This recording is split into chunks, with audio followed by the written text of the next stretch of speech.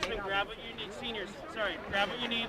Go find your parents. I'll bring you. Oh, I think this is but it's better than we're going to go out together as we go. It's not bad. I failed, but it's not bad.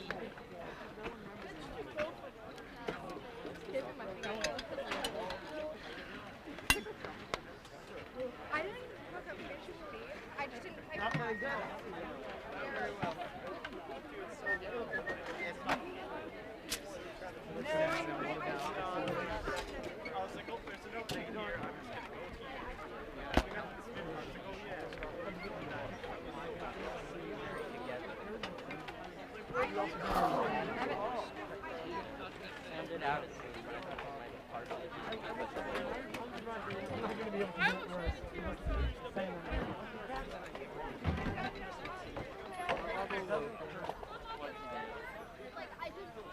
Okay, there was this 4 sets I did not.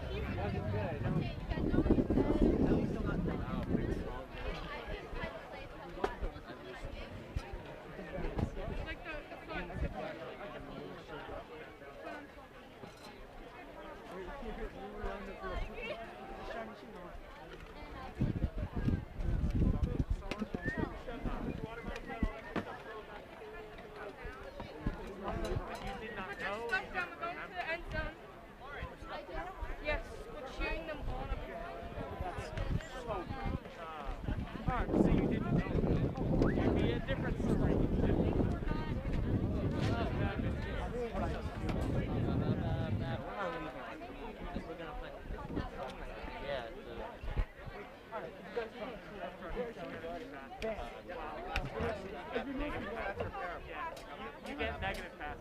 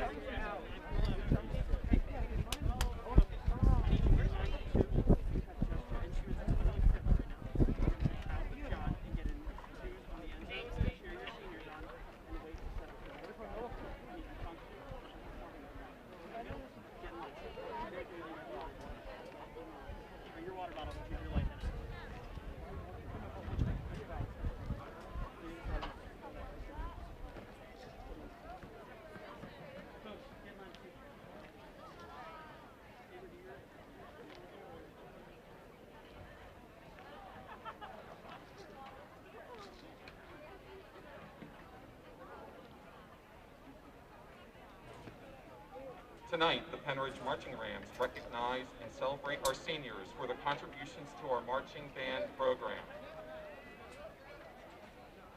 First, we start with Owen Alcott.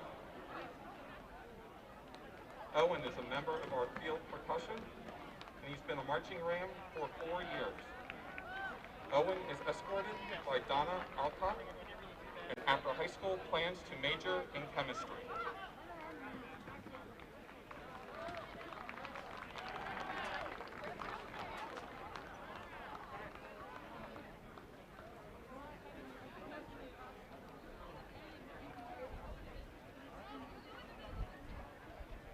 Matthew Beal.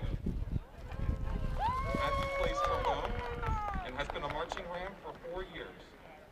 Matthew is escorted by Thomas and Debbie Beal and David Beal. And after high school, plans to attend the Pennsylvania College of Technology to study heavy equipment operations.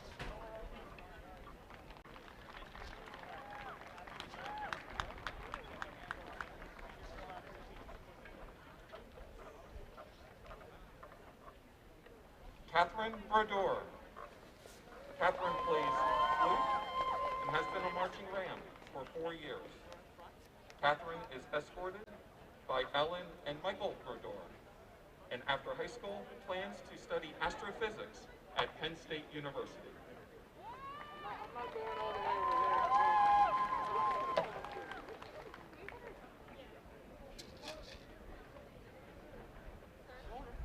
Scott Bull. Scott has been a marching ram for 4 years.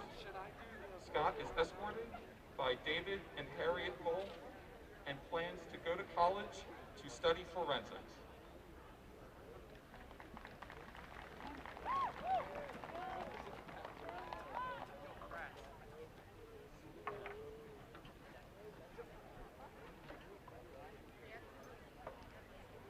Adam Cameron. Adam is also a drum major and has been a marching ram for 4 years. Adam is escorted by William and Karen Cameron, and after high school, plans to study physics in college.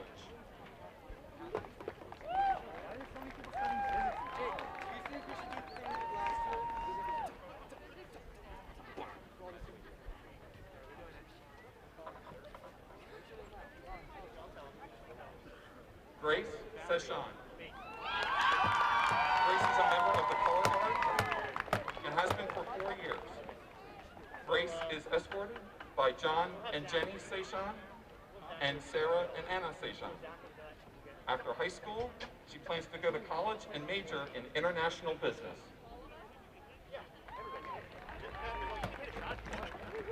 Yo, just make sure it's a good attack. Make sure it's a good attack. Aiden Chapilke. Aiden is a member of our field percussion and has been a marching ram for 4 years. Aiden is escorted by Hillary and Diane Chapilke, and after high school, plans to attend Temple University to study engineering.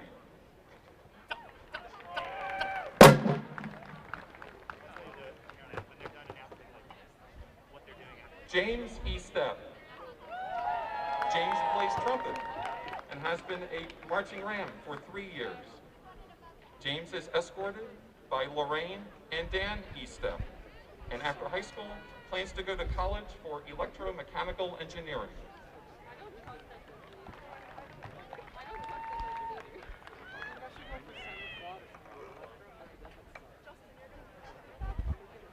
James Geiger.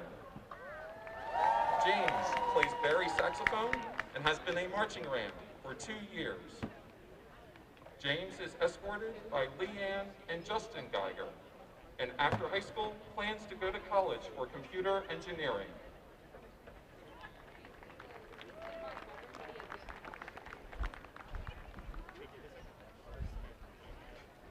Matthew Brosella.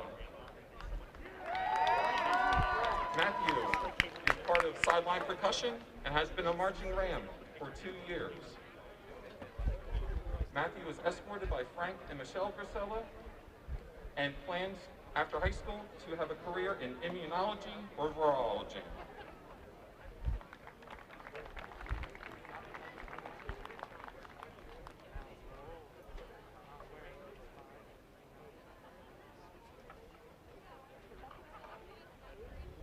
Next is Madeline Hoffman.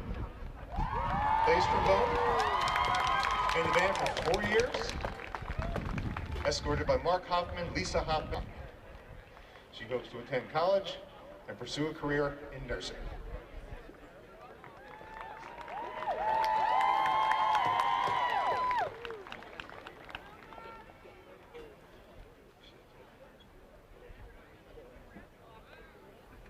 Next is Lexi Horn, member of the Color Guard. Been a member for 4 years. She's escorted by Amy Canning and Tom Horn. She intends to go to college for fashion merchandising.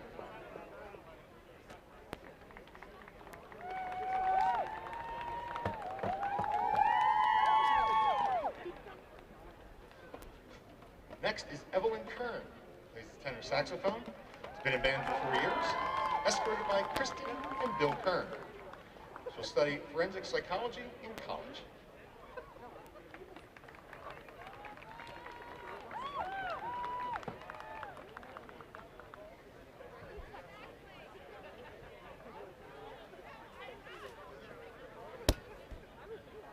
Next, Kayla Lloyd, member of our sideline percussion. She's been in the marching band for 1 year. She's escorted by Jennifer and Craig Lloyd. She intends to go to college at Lehigh or Drexel, study biology, and go on to get a PhD in genetics.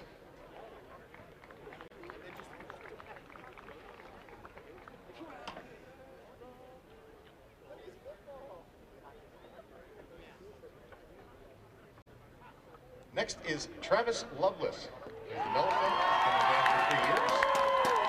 Escorted by Charlotte and Warren Lovelace. Intends to go to Bucks County Community College and transfer somewhere else after 2 years.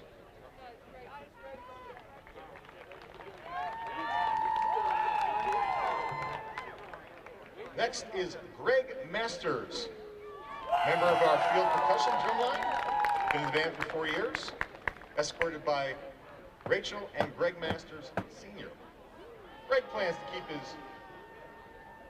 plans to study music for a career in jazz performance.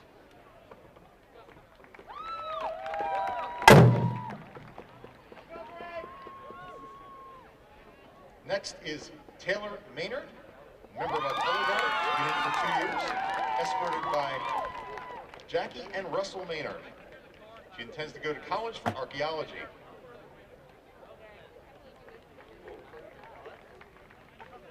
She's followed by Riley McIntyre, who's the clarinet, been in band for 3 years, escorted by Babb and Sandy McIntyre. She plans to attend college, study nursing, and participate in marching band.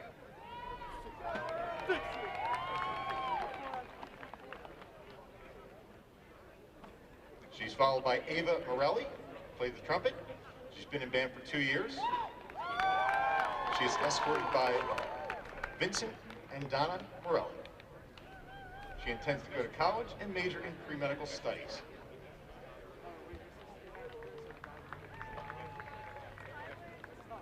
Next is Kushal Parekh, plays the trumpet, been in for 4 years. Escorted by Jagisha and Bharat Parekh. He intends to attend college for aerospace engineering.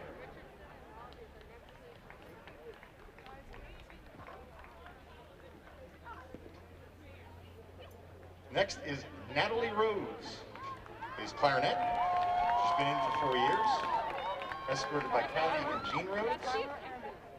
And she's going to Bucks County Community College to study environmental science.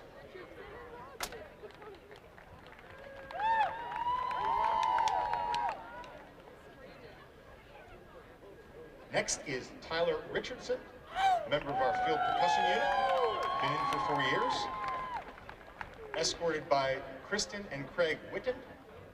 He intends to attend a prestigious academic institution to study international relations and Arabic.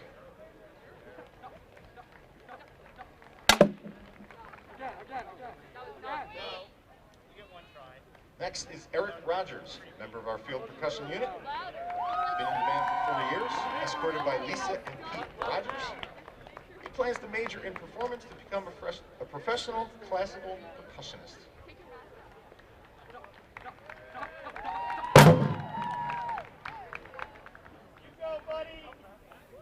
Followed by Jenna Ruggiero, a member of our color guard. She's been here for 3 years. She's escorted by Natalie Ruggiero, her dad Mike Ruggiero, her brother Joey Ruggiero. She plans on going to college to major in elementary education and join band there.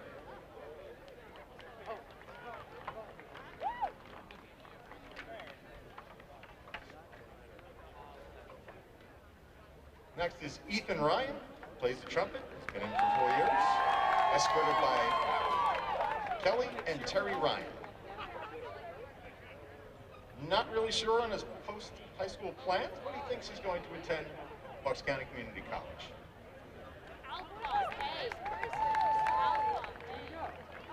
Next is Johnny Sorrow, plays the mellophone. He's been in band for 4 years. Escorted by Jessica Sorrow, his mother, and Ilana Sorrow, his sister. He intends to go to college for music education as well as Christian ministry work.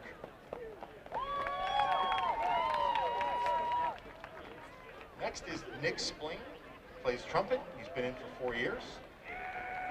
His parents are Shelby and Jason Splain. Plans to attend Wilkes University and study environmental science.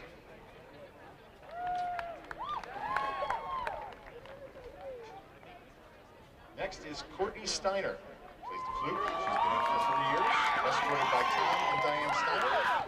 Plans to major in biology on a pre-med track.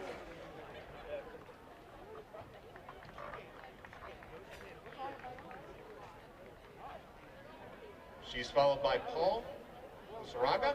He's a member of our sideline percussion unit. He's been in for 1 year. He's escorted by Jessica and Olga Usaraga. His plans after high school are to get into college and study nursing and continue with a passion for music.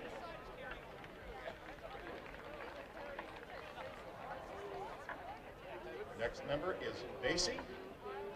Basie is a member of our sideline percussion unit. Been in for 2 years, escorted by Matt and Lisa Basie. Plans to attend college and major in forensic psychology.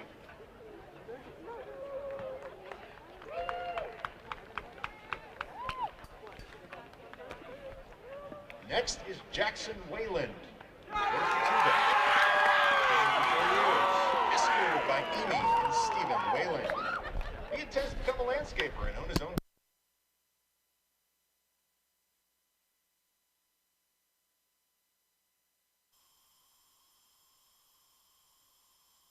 Weinberger plays the alto saxophone. Jake's been in for 4 years, and he's escorted by Ed and Shelley Weinberger.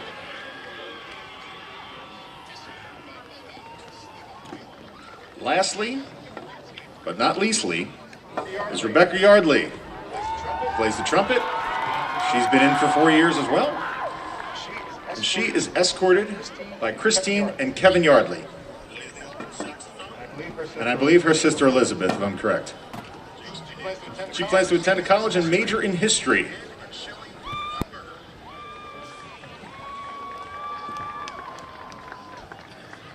Lastly, but not leastly, is Rebecca Yardley. Let's hear for the class. Here for the class of 2021, members of our marching Rams.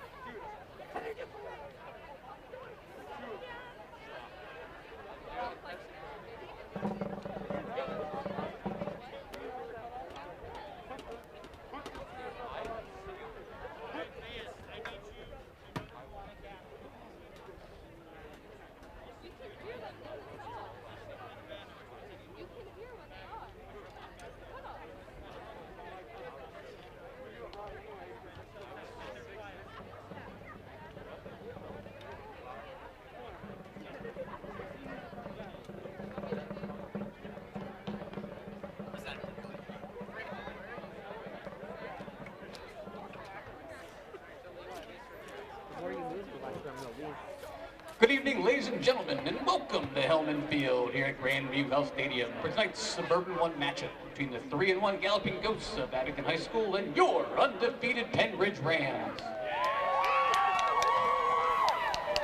Pennridge High School would like to remind that the Suburban 1 League promotes good sportsmanship by student athletes, coaches, and spectators. We request your cooperation by supporting the participants and officials in a positive manner. Profanity, racial, or sexist comments, or other intimidating acts by officials, student athletes, or team representatives will not be tolerated. Individuals making such remarks may be removed from the said competition. Also, consumption or possession of alcoholic beverages and the use of artificial noisemakers are prohibited.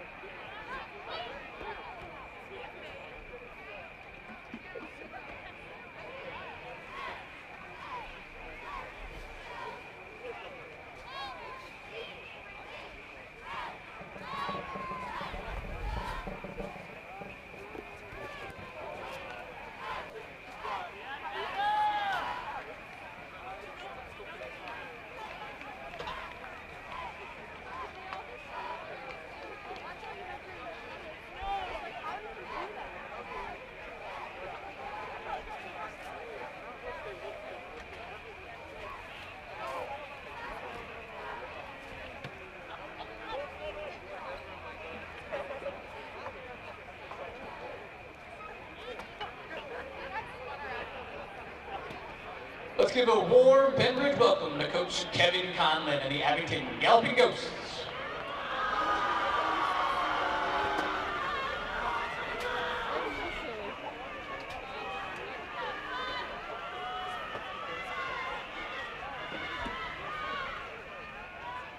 #21. I'm here with Jude D'Agostino, and we got our producer, MJ McPhelin, working in the back, along with Tim Grindle, our director. Welcome to tonight's game. We have the Galloping Ghosts in town tonight, the night before Halloween, on an almost full moon over Perkasie. And we are ready to go in just a few minutes. We're getting ready for the team introductions and the playing of the national anthem. This week, Abington comes into a record with comes in the game with a record of 3-1. That 3-1 record comes with wins over Pennsbury most recently, and that was a playback game after they had lost to the Chamonix Redskins 2 weeks ago.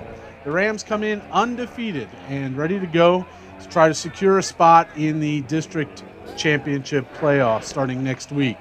The Rams have had three straight shutouts. That's pretty darn amazing. I don't know about you, Jude, but that's pretty amazing. They've scored 104 points to 0 the last 3 games. The first game of the season, they beat Central Bucks High School West 35-14. The starting defense has not given up a touchdown or a point since the first game. So we're in for a real treat. This is definitely a playoff game.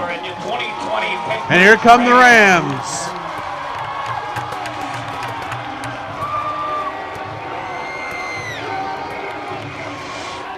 Jude, I don't know about you, but seeing them Rams come out on the field gives me a little goosebumps every time. Oh, absolutely. This team is fired up. They are ready to go tonight.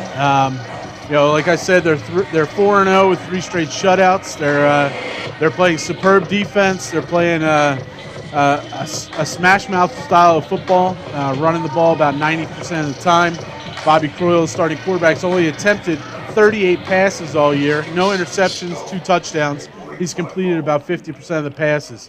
Talking to one of the coaches pregame, he said, if we have 396 yards rushing, which is a lot, then we're looking at 1,500 rushing yards in 5 games. We know this is a COVID-shortened season, but we're really excited that that is a possibility. All right, we're going to take a brief timeout while you watch and listen to the national Ladies anthem. and gentlemen, at this time, we invite you all to stand, face the flag, as we honor the United States of America with the playing of our national anthem by our very own Pennridge Marching Rams.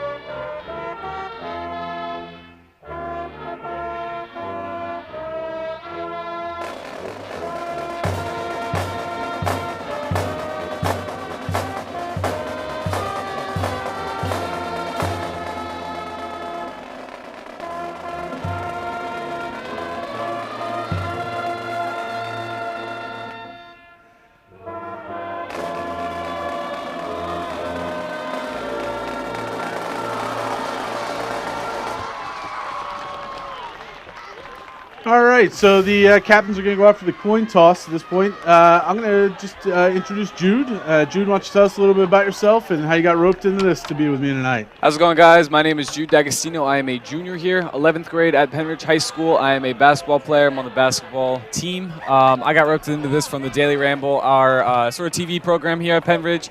I was asked to do commentating here with Mr. Hegen, and I am super fired up and excited to deliver for you guys tonight. Yeah, it's going to be a good night. It is officially 41 degrees at game time at Helman Field and Grandview Health Stadium. We are waiting the kickoff, and it looks like it's going to be the Rams receiving the opening kickoff.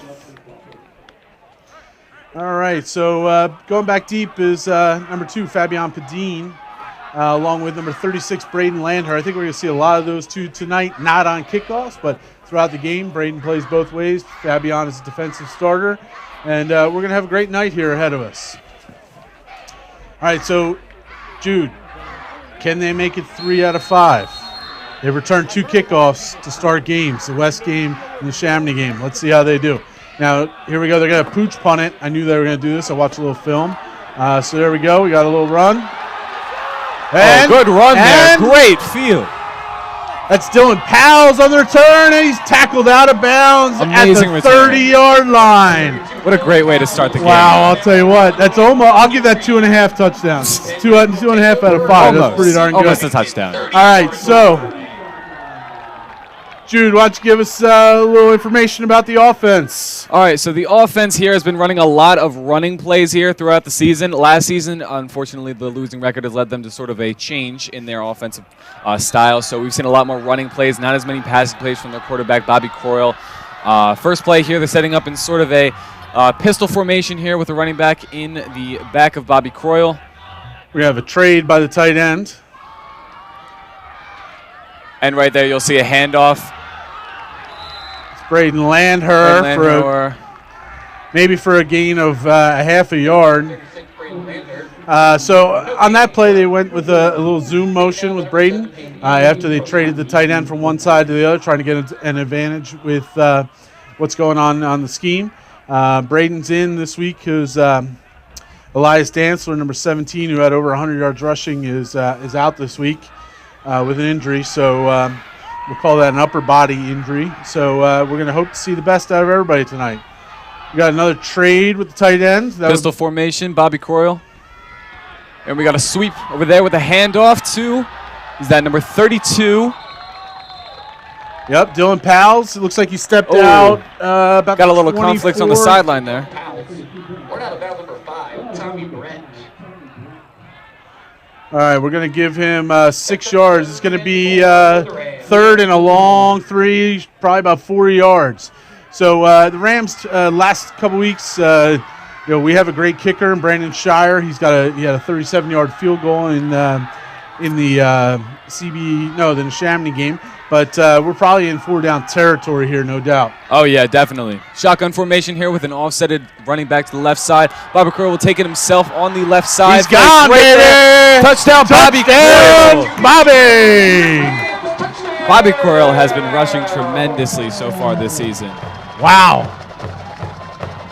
What a way to start the game. Listen. What a way. Yeah, I'll take 3 yards in a cloud of dust any day, but I'll also take 3rd down and 24 and scoring with the quarterback.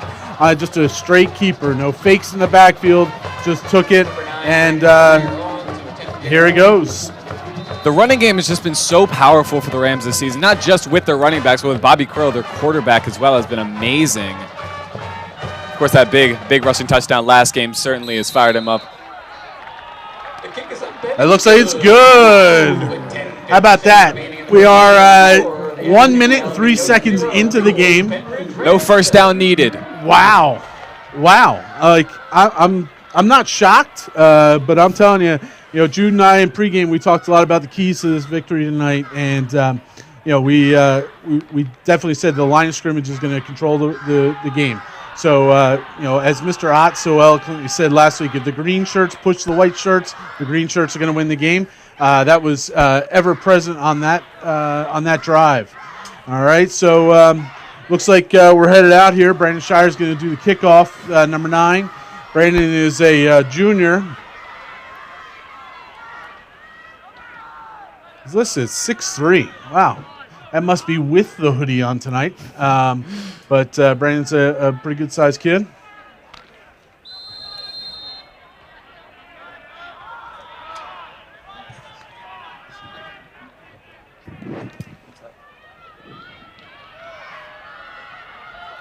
Senior. Sorry, scratch that. I'm the senior principal. I should know Brandon's a senior. And here he goes, kicking off from the 40. Oh, bobbled and caught at the 10. Number 22 wants the return. Turns it into a pretty good recovery down at about the 30, 28, 29 yard line. Yeah, we'll take that. You know, when you kick the ball off and it lands at the 10-yard line, even with a little bobble, only gets a 14-yard gain on the return. Here comes the Rams defense. Credit is given where credit is due. The defensive line has been amazing at pressuring the quarterbacks this season. Yeah, number 63 out there is a freshman, believe it or not. Wow. Yeah, he's a freshman. He's playing nose guard in our 3-4 defense. All right, here come the Galloping Ghosts. All right, and they'll line up in a shotgun formation with a running back off to the right. They would choose to hand it off for short gain of about 1 yard. All right, so little knowledge about this. One of the offensive line coaches for Abington is a former teammate of mine in Millersville, and our favorite play out of Millersville was the counter tray, the old Washington Redskins counter tray. Sorry, Washington football team counter tray, and they start play one with it. They're going to run that play 30 more times tonight. Oh, I bet. All right, you can see them lining up with a shotgun formation once again. Two wide receivers on the left, one on the right. Running back offset to the left of the quarterback. He'll take it, and this will be a throwing play here, and it's caught for a first down. It's a pretty good pass. That was a good pass. The receiver was open. I think you have to give him, I think that's is that number 16, Javon Neely? You got to give him a little bit of space. He's a big player. He's listed in the program at 6'3", 187. So he's a pretty big kid. Got to give him a little space, but they're going to tighten up that defense and get in there and start to deflect the ball. It's hard to cover height, man, especially as a wide receiver. You can use that height to your advantage to just jump over people. Bet he's gonna use that a lot more tonight. All right, and then we'll choose to run it here for a gain of about 5, push back. Yeah, Ulrich Frazier on the carry. He does gain about 4 yards, but he was stacked up and driven back a couple. Okay, Abington's going to come out in a trips formation. They're going no huddle. They must have watched some game film last week on the first series of CB South. We got a quarterback run. Will take it himself, and he'll come short of the first down. I think it's about 3rd and 1. Yeah, I'm not sure if he was laying on top of somebody. No, it looks like he is going to be short. He's right at the 50-yard line. Right at the 50-yard line. That's those 17-year-old eyes there, Jude. Nice job. All right, we see this trips formation again with the offset running back. You're staying in a shotgun on 3rd and 1. Oh, we got a penalty flag on the play. Number 16, Neely. He illegal procedure. It's going to be a 5-yard penalty against the Ghosts. We'd like to thank all of our Abington friends that are at home watching. We know because of the restrictions in Suburban 1 that you're not allowed to have extensive amount of fans. You can see that we do have some fans on the visiting sidelines. Have no worries. Those are Pennridge fans and band members, families over there. We're just trying to keep our social distancing. We have a 5,000-seat stadium here up on the ridge, and it's a beautiful venue, and we're allowed to have about 1,000 people in the facility tonight. So hopefully in due time, we'll be able to have additional people here when things settle down. All right, 3rd and 6. All right, the change of formation here. Is that a double trade to the right side? I'm going to say quarterback's going to keep. He's going to look to throw. He's scrambling, and he'll be thrown down. Woo! That was number 33. 33, the sophomore, Phil Paciotti on the sack.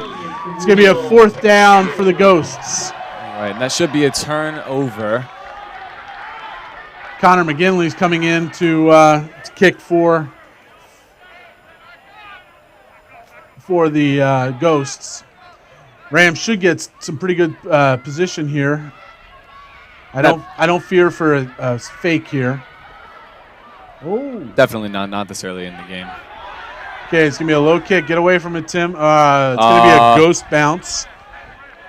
Recovered at about the rolling 16, 17-yard line. Yeah, it's going to be a first down for the Rams at the 17-yard line.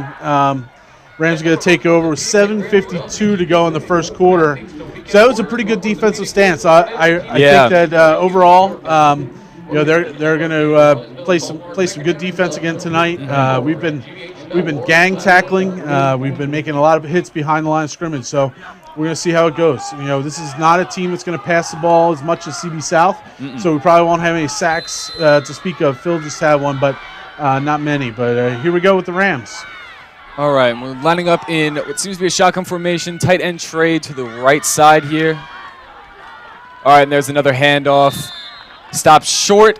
What appears to be line of scrimmage, maybe a gain of 1 or 2. Yeah, I'm going to say no gain. Maybe 1 yard. Now the official moved a little bit. I want to say that was number 40, Shane Hartzell, on the carry. That's Shane Hartzell's going to Villanova University, Division I AA player, coming off the injury from last year. He's had a phenomenal season already this so far, and you know we're going to keep him going here in this game. All right, they're going to do a zoom sweep here, and Bobby Crowell's going to keep it, look to pass. All right, he scrambles in the pocket, going to the right side, and he'll keep it.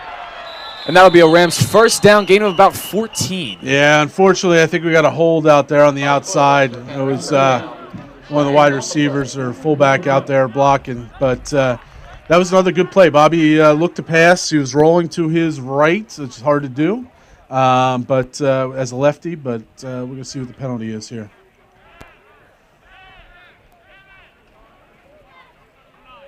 Holding on the offense. All right, it looks like it's going to be on the offense here. Holding against the Rams.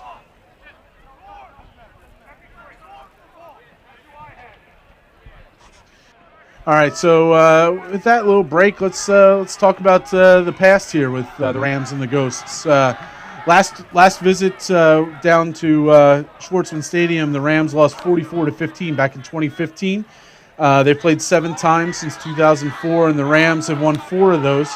Most importantly, a 2012 playoff game at Old Poppy Yoder Field down there at South Middle School, where they won the game 35-14. Here we go. Rams got the ball second and about 20. All right, looks like another zoom sweep here. Terrific defensive play in the back by the Goats. Will stop them for a loss of about 4 or 5 yards. That'll put them at almost the goal line for the Rams offense. Wow, that was a 5-yard loss by Dylan Powell. So what the Ghosts are doing is when the zoom motion happens or the fly motion, they're automatically firing that front side linebacker. So the Rams are going to have to go to some kind of counter type attack. So faking it to one guy and then taking it on the backside away from that fire. You're going to see Coach Muller, the head coach, offense coordinator, you'll see him make that adaptation here in a little bit. But I would totally say this is a running down. I don't think we're going to go for a pass here at this point. It looks like a similar formation by the Rams here. Another handoff. Oh, Shane Seems Hartzell. to lose the ball. Shane Hartzell fumbled the ball. That's going to be first down and goal for the Ghosts. It was a good defensive play by the Ghosts there. They clearly have been watching film, learning how to stop the run for the Rams, and clearly it's worked. Yeah, it's uncharacteristic. Shane has not had a fumble on the year, and he's got. Let's see. Shane came into the game with 302 yards rushing with 3 TDs. The Rams have only had 2 fumbles all year, and so that was kind of a little interesting for them. All right, so here come the Ghosts. Lining up in a shotgun formation again. We got a double wide receiver on the left-hand side. They would look to run it up the middle, and then that defensive line just swallows the running back immediately. Yeah, number 3, Travis Washington, number 40, Shane Hartzell, both in the backfield, both making plays. It's going to be a 1-yard loss. It's going to be still second down and goal from the 10-yard line. This is an interesting test. 5:54 to go in the first quarter, and the Rams got to play some stout defense. They haven't had a team go this deep on them since probably the Neshaminy game. In that, I guess it was the third quarter of that game. And from the looks of it, it might be a closer game than the past few games the Rams have played here. All right, the Ghosts look to throw, and it is that's a great incomplete. Play. Great defensive play there. Good sportsmanship, helping up the opponent up.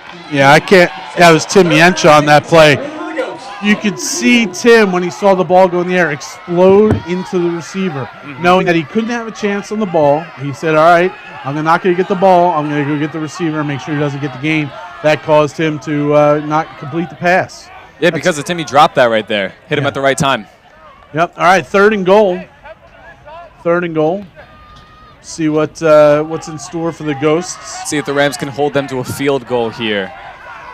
All right, they will line up in the shotgun again with an offset running back on the right side. All right, they will look to throw. He'll drop back. Short pass is caught. Oh! A great hit at the goal line. Wow, Shane Hartzell just lowered his shoulder into him there. Yeah, that was a 20-yard run going at that guy. It looks like they're going to go quick on the ball, and they're going for it, 4th down and goal. Let's see how the Rams adjust. All right, and they'll go for a shotgun formation once again here. Quarterback sneak. Quarterback sneak. Looks like he'll be held up at the goal line. No. There'll be a turnover. Jude?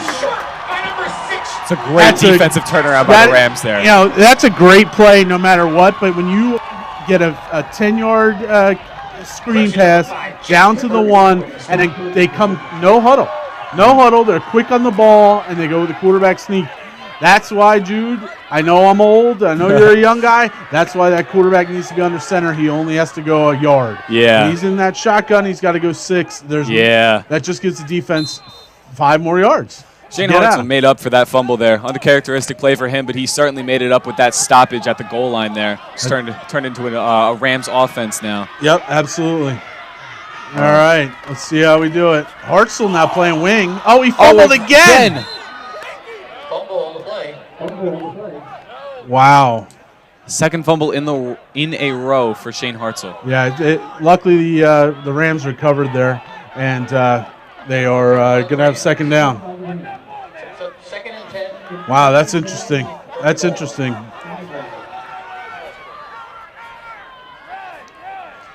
Hopefully Shane can shake the rust here early on. Yeah, I would not call it jitters with a 4-year starter playing in there. So we're in a goal line offense, and Bobby Croyle will take it himself. Try to give him some space. Yeah, the upcoming plays. That's a 3-yard run for Bobby Croyle. That's a nice job. Give him a little space.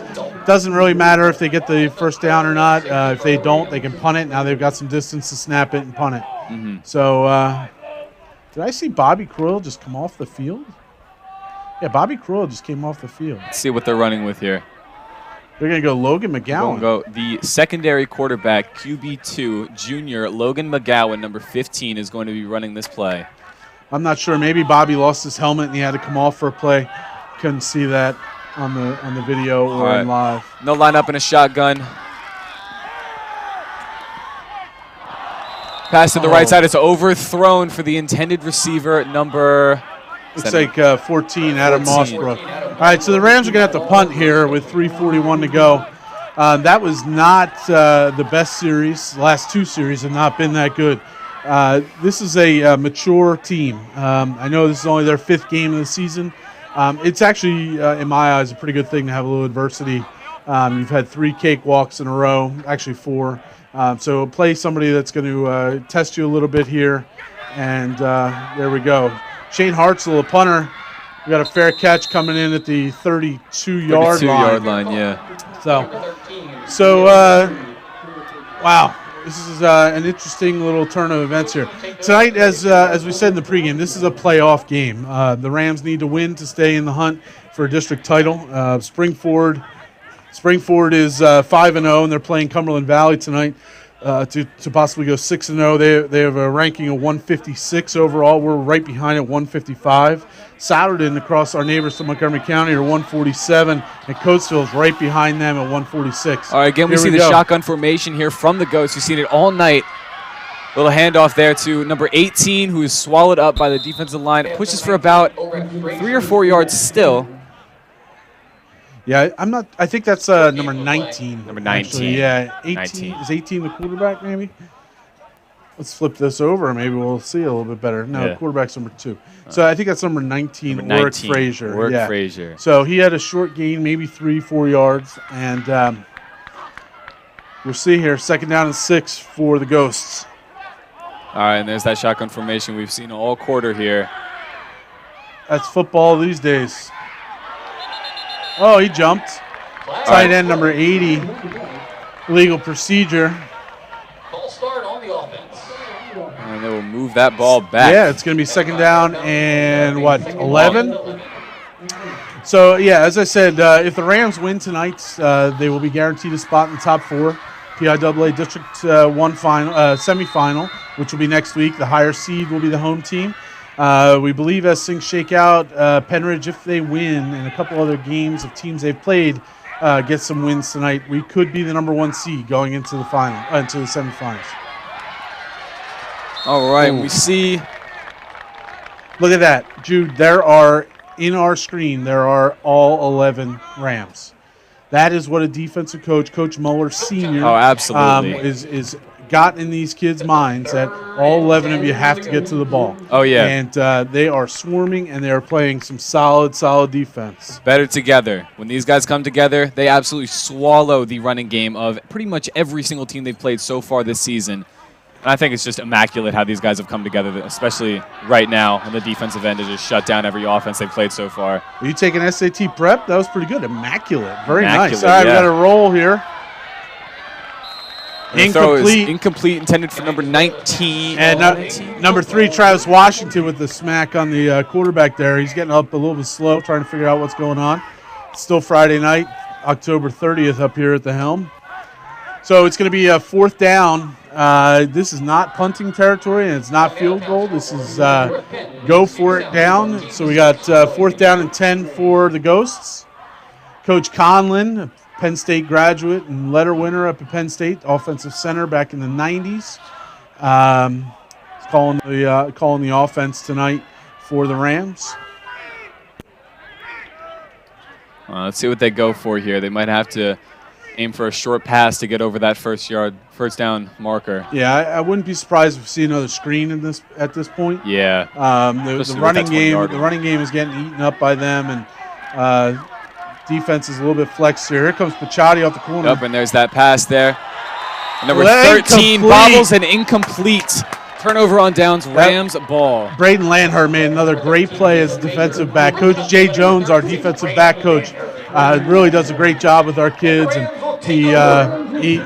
he's teaching them when that ball's in the air, if you're not going to get that pick, here's a replay right here, and boom, he smashed them and then dropped them. Yeah. He wasn't nice on that play. I kind of like that out of a kid. Number 13, Kylea Baker, probably would have come down with that if it hadn't been for Braden Landher's hit.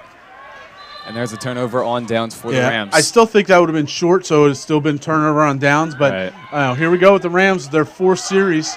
The first one ended in a 24-yard touchdown run by Bobby Croyle. They'll take over with about 2 minutes to play here. Shotgun formation, and they will hand off to...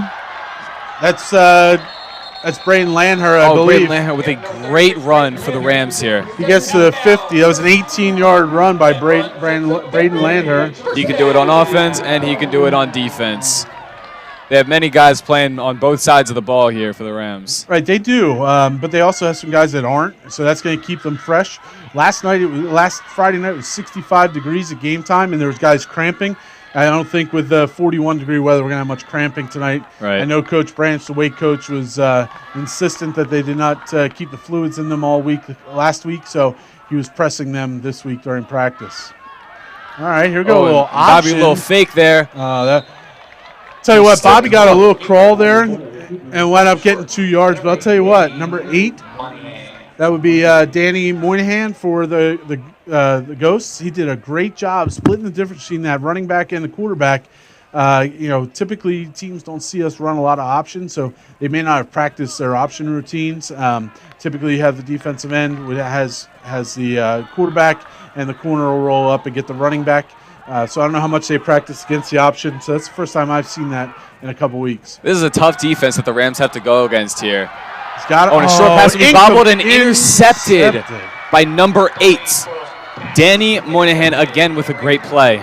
Wow. Be a turnover on downs for the Ghosts. Wow, that was a touch pass. Again, Bobby rolling to his right. He's a lefty. That's harder for him to accomplish.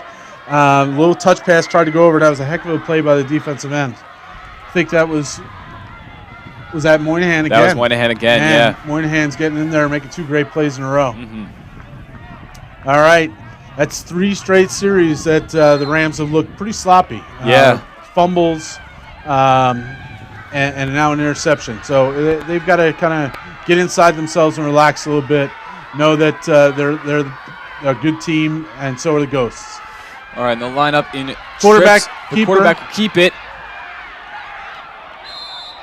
I think that he'll fall short. Yeah. By about a yard, 2nd and 1 there. Yeah, I think Ulrich Frazier's an inside runner, and 22, Robert Bell is more of an outside runner. When you have a fleet foot quarterback, number 2, Antonio Dietrich, he's going to have to create some space for those guys. The more he runs the ball, the more that the defense is going to spread out a little bit, and they'll be able to run Frazier up the middle. So far, I mean, despite the touchdown early on by the Rams, this has been a purely defensive game, just defensive plays on defensive plays by both teams. Yeah, well, in District 1, the Rams have only given up 14 points. That's ranking 3rd behind a team that hasn't played yet and behind the Garnet Valley Jaguars. All right, they'll hand it off here to number 13, Kylea Baker, who will be brought back by the Pennridge Rams defensive line. Yeah, that was Frazier again. I'll tell you what, that play right there shows you how strong the Rams are. When you have a running back that's a big kid making a play in the middle and pushing the defensive back, then all of a sudden it just bent it back the other way. All right, that brings us to the end of the first quarter. Jude, I like the score right now, 7-0. I think it should be close to 7-7, if not 7-3.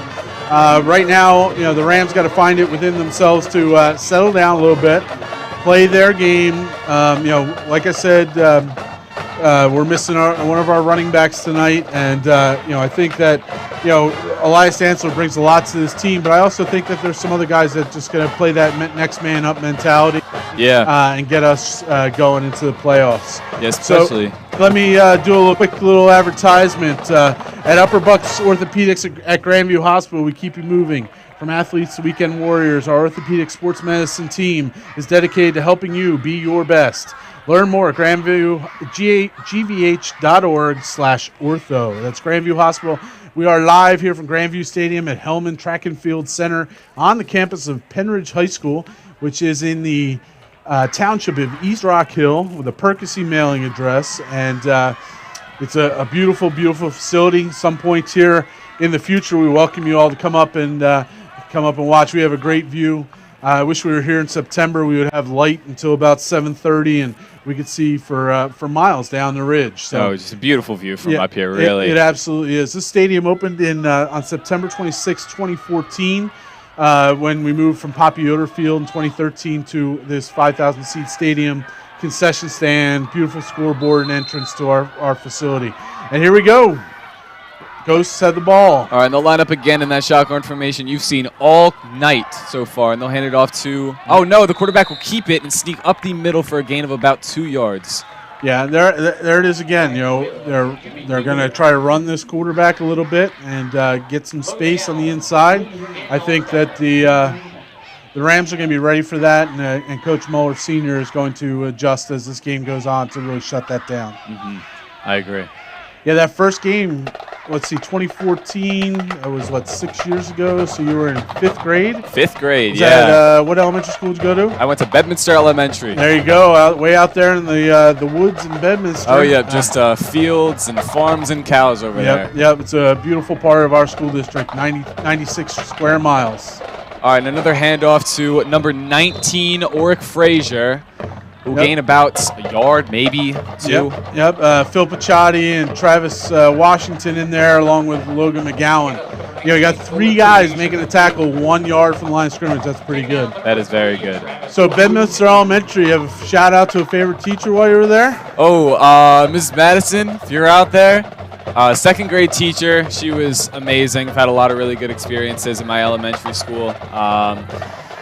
I don't know. I think that all the teachers there were really good. They had a really good administration over there. Good. We'll get into that a little bit more as we go through the night with some of your favorite teachers. Oh, we're going to have a pass interference. It looks like it was, I think, Braden Lanher on the pass interference. So from Bedminster Elementary, you went to North Middle School. North Middle School. Did you have Mr. Wonder? I did have Mr. Wonder. He Mr. was my math teacher in 7th grade. Yeah, Mr. Wonder and I have been friends for a long time. Our daughters played softball together when they were young, and great family, and just a great guy overall. Oh, yeah. Yeah, he was a all-state wrestler at Springford High School back in the day, and went on to Kutztown University. Great guy. So shout out to Mr. Wonder if you're watching tonight. Oh, yeah. Tough as nails math teacher, that guy, Mr. Wonder. That's good.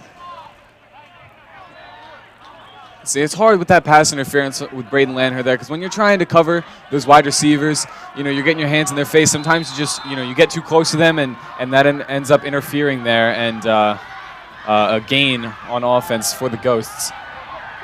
There'll be a handoff there, and Ulrich Frazier will get some distance. That was a really nice run of 11 yards by Ulrich Frazier. Yeah. Big body. That's going to wear on our defense a little bit. He just squeezed through the hole there and got. So Ghosts come out again. No huddle. Yeah, number 19, Ulrich Frazier is listed at 6'4", 213. Wow. That would be Big Ferg, number 5, on that play. Running back trying to get around the right side. He strung it out really nicely. Played the piano off that offensive tackle and tight end, and got to the outside and got a 3-yard loss. Here we go, 2nd and 14. All right, line up in, again, the shotgun offense here. All right, he will keep it. Throwing ahead, and it is caught for a touchdown. Wow, that was a nice play. I thought there might have been a little push off there, but I can't see the number all the way over there. I think that's number 13, Caleb Baker with the grab. Caleb Baker made a really nice play. So, it looked like there might have been a little pass interference there, but I'm not wearing the stripes tonight, and I don't have a yellow flag, so we'll let that one go. All right, 9:48 to go, and the Ghosts are going to be going for an extra point here. I think there's an opportunity right here to get a block. I really do. Oh, yeah, with the Rams defense, if they can find a way to get inside, get it done, hopefully stop the extra point, that would tie the game. No good. No good. The Rams maintain the lead here. Wow. So, Pennridge High School had a little fun this week.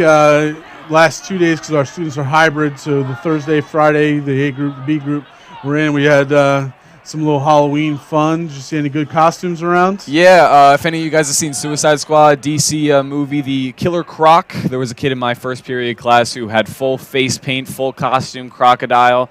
I didn't dress up. I forgot my costume at home, but I appreciate the kids who always dress up and show up to school. It's always a good time around the holidays. Any of your teachers dressed up today? Oh, yeah. I had witches and clowns and people from the Addams family handing out candy in the front of their rooms. So even with 2020 and COVID, we at Pennridge try to keep the Halloween spirit, and getting Smarties thrown at you is a really nice way to start off the day. Yeah, right. Especially on a no Friday. Doubt. Yeah, I'm really proud of our teachers this week.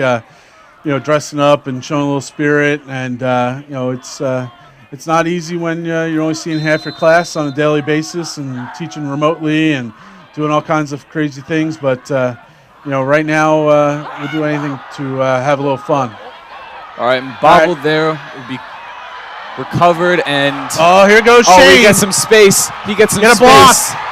Oh, and he takes off. He takes off, and he is gone. Shane Hartzell with the return and a touchdown for the Pennridge Rams. How about that? 65 yards on the touchdown return. That's 3 kickoff returns on the season. That was a short kick to the up back, and when you've got a Division I player that can run the ball, and he's probably one of the top 5 fastest kids on this team, he's got a shot. He got a little skinny between a couple guys trying to tackle him, got through and popped out, got 2 great blocks. Fabian Padine was one of them. He's jumping up and down with Travis Washington right now. We're having a little fun on the sidelines, getting that point. This is a big extra point for Brandon Shire. I don't want to put any pressure on a young man, but we need to get this.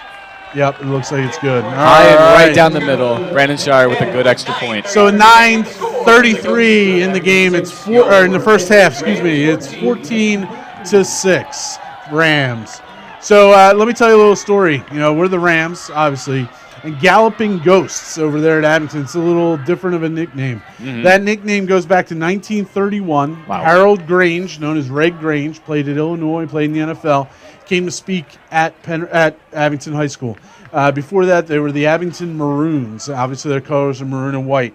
And after that speech to the student body, the school decided to honor him. Red Grange's nickname was the Galloping Ghost. And so since 1931, what's that, 89 years? Something like that. 90, I don't know, I'm not a math guy. But that's a lot of years. A lot of years. Yeah, 91 years. And so they've been called the Galloping Ghosts. It's one of the great nickname stories in high school sports. No That's doubt. awesome, yeah. No doubt. I'm going to go with the kickoff here with Brandon Shire. Ooh, and that'll be a high and long kick. All right, and that'll be returned by number 21, Kallie Henry.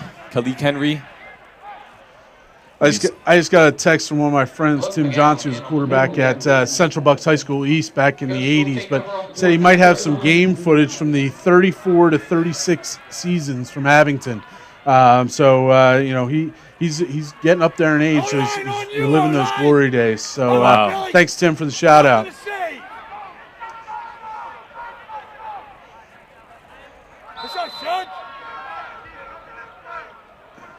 All right, here we go. All right, and it'll be.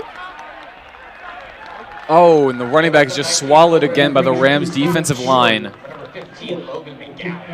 I'll tell you what, I can only see Picciotti and McGowan getting up, but this kid Phil Picciotti is absolutely fantastic for a sophomore. You know, he's one of the bigger kids walking around our building. He's got a great future ahead of him. This has become a little bit of a linebacker high school with Nick Tarburton up at Penn State. And Shane Hartzell, we talked about Brandon Cope last week. We've got some great linebackers that have played here. All right, the quarterback running out of the pocket goes to his left. It is caught, but he does not. And the officials are going to talk about it. He thinks they have a catch. They do have a catch. Number 13, Caleb Baker with the reception. Yeah. Probably one of in my 11 years here at Pennridge, one of my favorite linebackers to watch was Jeremy Zander. We called him the Honey Badger. The Honey Badger. 2012 team. He was about 5'10", a 145-pound linebacker. Wow. And he was fantastic, absolutely fantastic. So, Jeremy, if you're out there listening, we still love you up here on the ridge. Let's see if they're going to run out with the shotgun formation they've been running all night so far, and it looks like they are, with a far offset wide receiver to the right here. See if they might try to ISO there. No, it is a handoff again to Oric Frazier with a big return. Wow, that was another nice run. There was nobody over there. Somebody is going to hear about that from the coaching staff. There was nobody up there for contain on that side, but that was a good run by a very good high school running back, Oric Frazier. He's done a great job all year for the Rams. He's picking up the load tonight. He and Antonio Dietrich, the quarterback, have pretty much had the ball on almost every play. Yep, they play off each other very nice. Yeah. All right, so we got first down for the Ghosts. All right, they will line up in the shotgun formation again. Two wide receivers off put to the left this time for the Ghosts. All right, he'll drop back for a pass, and this one bobbled and dropped. Number 13, Caleb Baker. Wow. Baker got a little inside move there and got loose on that post. He got loose on that post with his little high pass there. So it's going to be second down and 10 for the Ghosts. He had it there. He had space to run after that as well if he had hung on to the ball. Give a little shout out to the Abington administration. Mr. Angelo Barrios is the principal there. He's a Pennridge resident. Lives out in Bedminster, I believe, actually. And then their athletic director is a great guy, Todd Vaccaro. One of I believe us. he's here tonight. And, he's does a lot of good for the Suburban 1 League as one of the representatives. Another handoff there, completely swallowed by the defensive line of the Rams. You've seen it all night, folks. Yeah. Oric Frazier again and Travis Washington again. Number 3, Travis, is doing a great job. Ork Frazier versus the Rams defensive line all night. Thank you for the math that's coming in over the text messages. 89 years would be the math, not 91. It's close enough. 7:40 on a Friday. My math brain's turned off.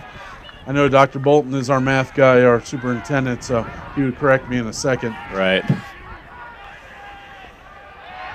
All right, quarterback drops back for another pass. This one over the top will be dropped. Incomplete. Almost intercepted. CJ Shoemake almost got that.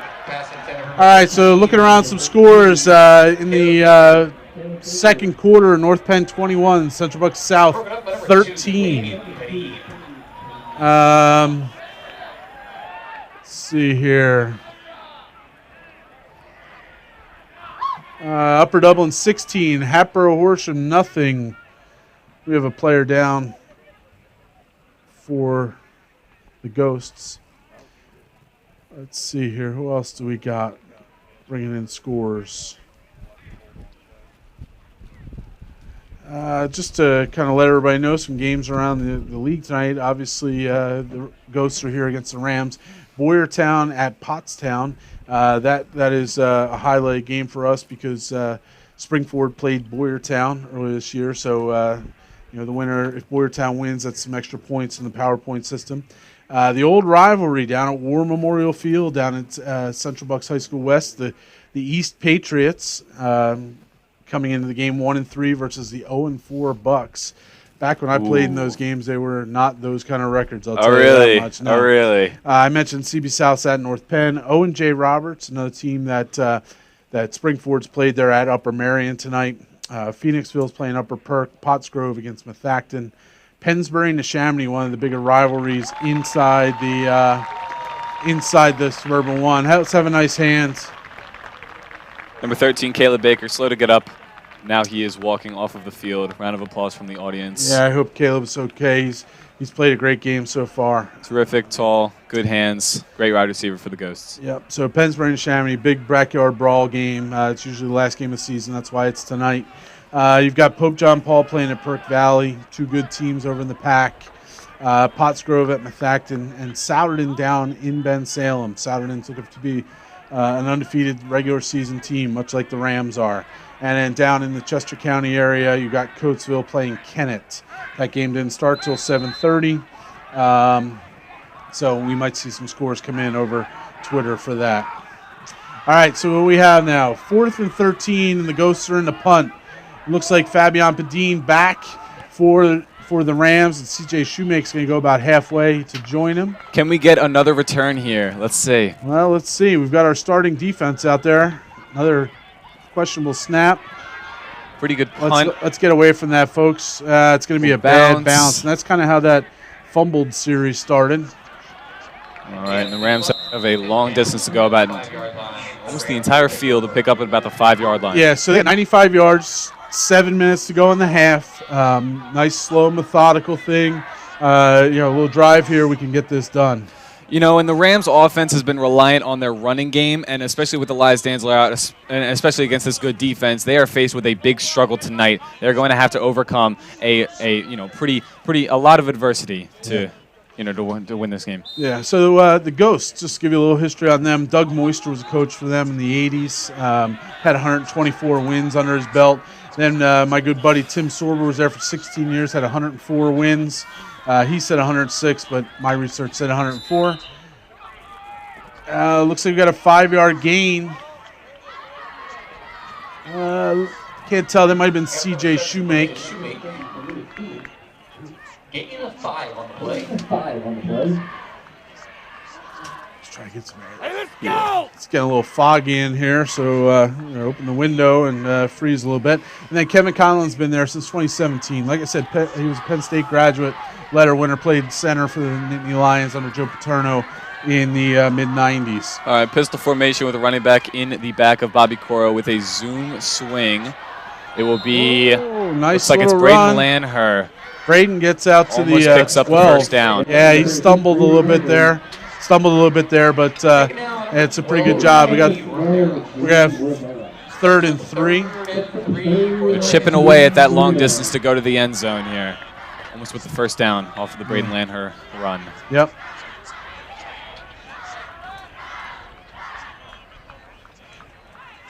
Hey, no let up! Right here!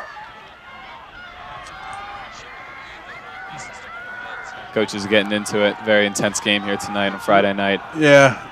All right, line up in a pure shotgun formation. Bobby McCullough will take it himself off to the right side. Will he get it? I don't think he did. No, he's going to come up short. It's going to be 4th and 1. Just short of the first down. I feel like they had that coming, especially with Bobby running the ball so well. I feel like they were anticipating some sort of, a run by him. Yeah. So last week, third quarter,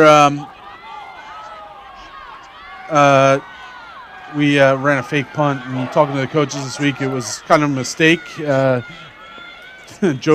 Jack Ferguson thought he heard fake, and it was supposed to be a regular punt. All right, it will be recovered by number 21.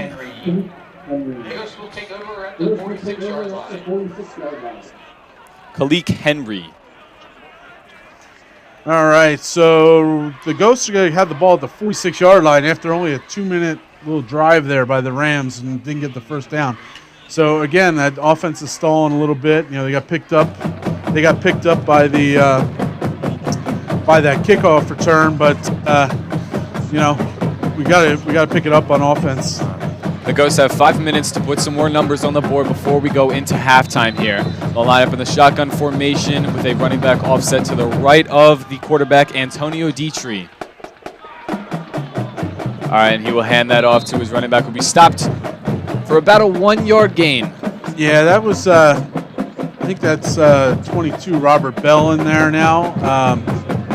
Just giving Frazier a little bit of a little time off, but you know, he's a pretty quick kid. I watched some film on him. Actually, you and I watched some film on him today, and he scored on the opening play against Pennsbury last week. And you know, he does some really good things for the Ghosts. If anybody can stop Oric Frazier tonight and the running game purely on the Ghosts, it is the Rams defense. They've been playing so well all year, especially shutting down the inside run.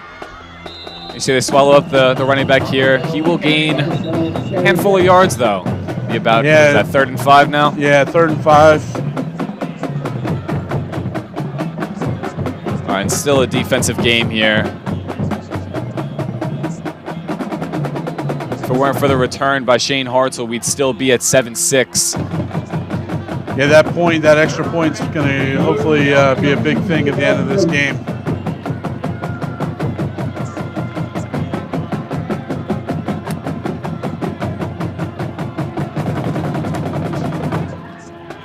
Frazier back in the game. All right, and that might indicate a run here by Eric Frazier. Yeah, I would look for a little run by the quarterback.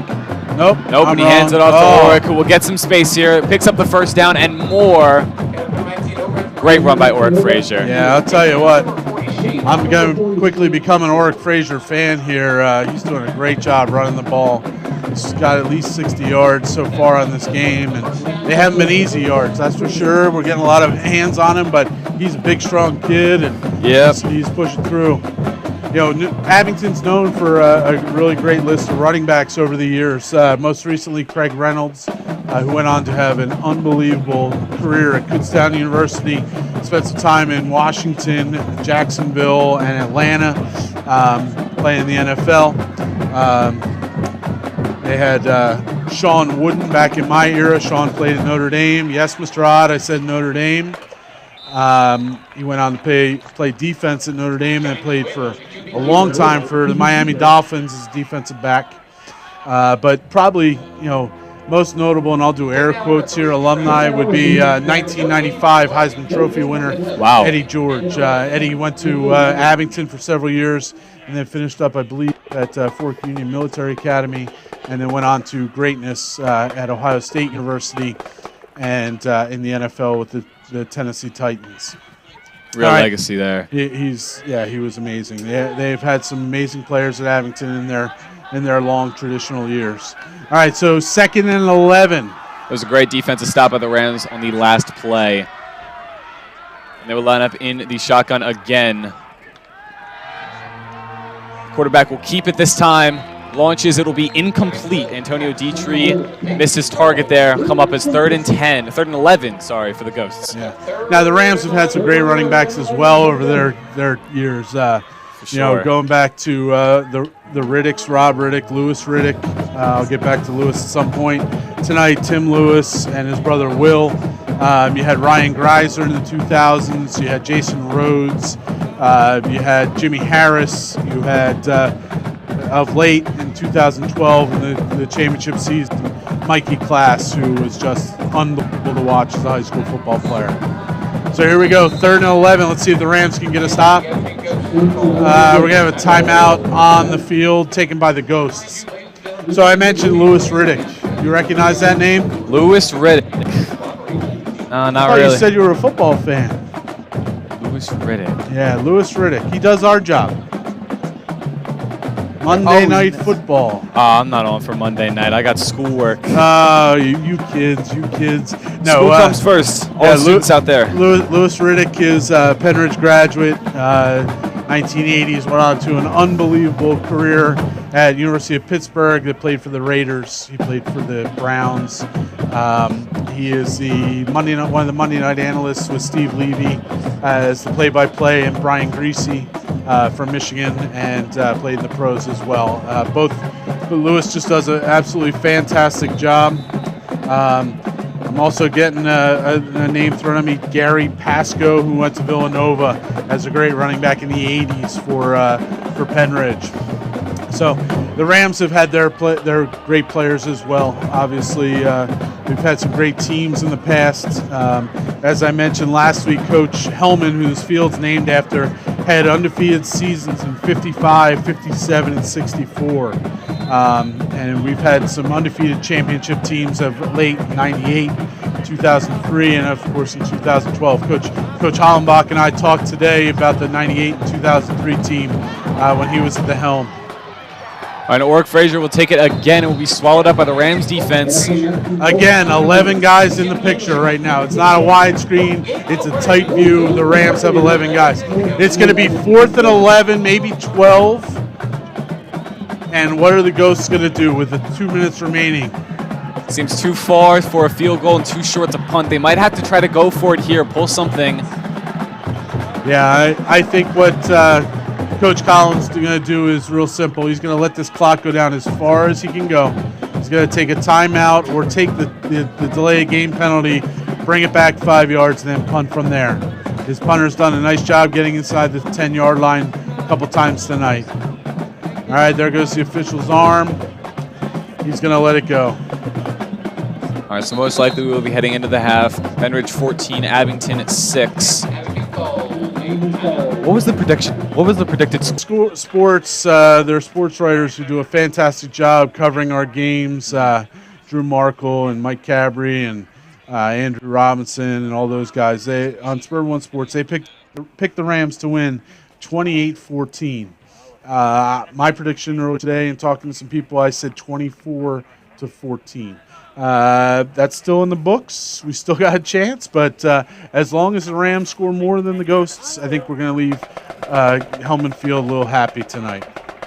And as you said, this is not an official playoff game, but it's like a playoff game because if the Rams lose here, they will not get a chance to advance into the playoffs. Yeah, I think we're going to do whatever we can do tonight to get this W. Yeah, so at halftime, you're going to be able to watch the Marching Rams. We've got their halftime field show that you'll be able to watch this week. And then we have an interview. Last night I conducted an interview. Hold on, we'll get back to that in a minute. 4th down and 11. All right, let's see what they do here. They decide not to punt it. They're going to keep it. Quarterback's going to keep it. Antonio Dietrich with the long pass is caught for a touchdown. An outstanding turnaround. That was number 16, Javon Neely with the grab. That was a heck of a throw by Dietrich. 4th and 11, he throws it to the 1-yard line. Great decision making by Dietrich there. Yeah, he had 3 receivers, and the Rams tried to get some pressure and didn't get that. We can watch the replay here. You'll see that the Rams... he kept the ball for himself and decided to throw it long, and it was complete. Javon Neely with a great grab there. Yeah, Coach Jones is not going to be happy with that at halftime, but he's going to coach those guys up, no doubt. It was just great positioning for the Ghosts, especially with the dominating running game so far with the Oric Frazier. I'm sure that the Rams were trying to play up there, trying to stop any sort of run game that left Javon Neely open for the touchdown grab. All right, so they're going to go for 2 here.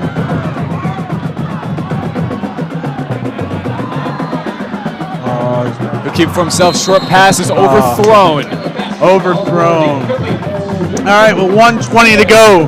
The Rams lead 14-12. So, yeah, as I said, we're going to have the Marching Rams on at halftime, their halftime show. You can hear them warming up in the background, most likely. And then last night I was able to conduct an interview. It was kind of a cool moment for me. Jake Tarburton is a senior defensive end and guard. And has had 2 fantastic brothers that have been in our program over the last couple of years.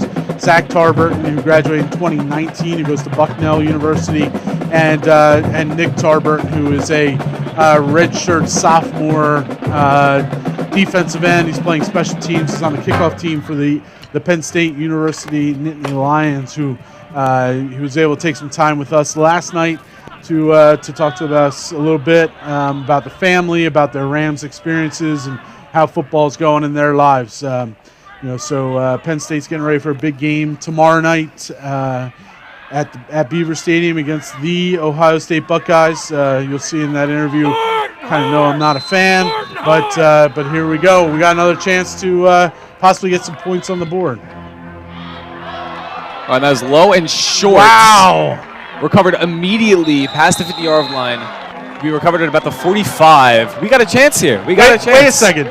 A lineman playing in the first line of defense just caught that ball. It was a line drive. I don't know if we have a replay on this, MJ, our producer, but holy cow, that was pretty amazing. I don't know if I've ever seen a line drive kick caught by the up back.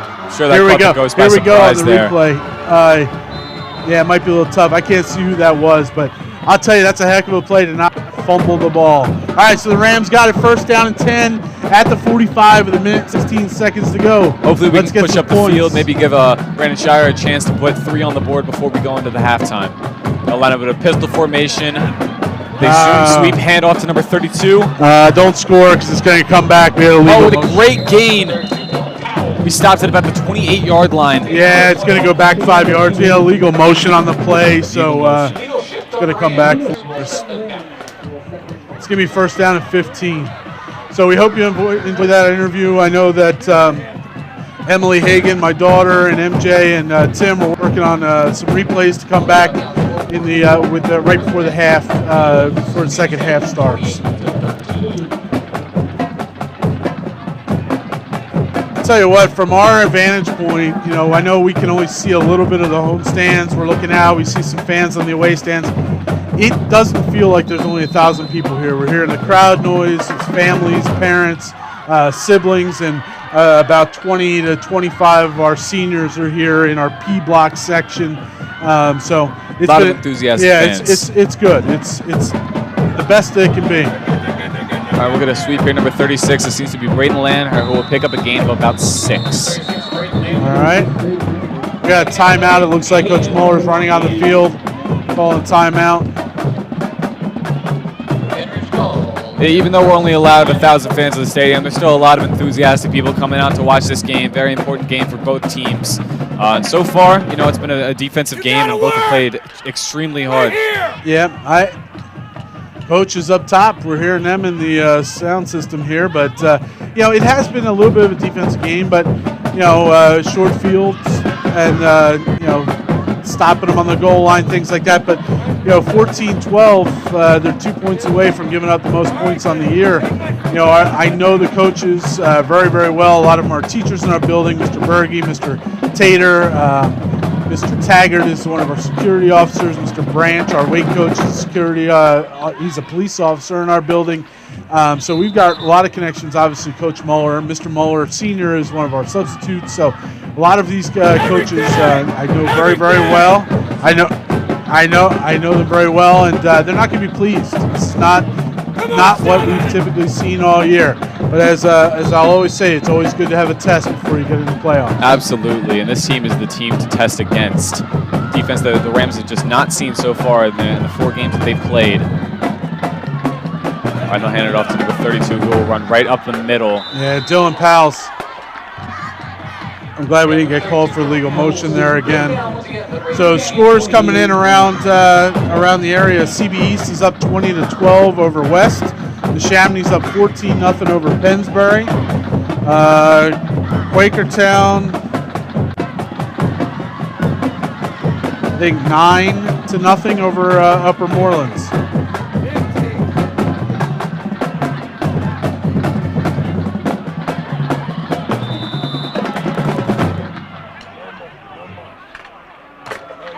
All right, short gain. It looks like it's going to be 4th down as time expires.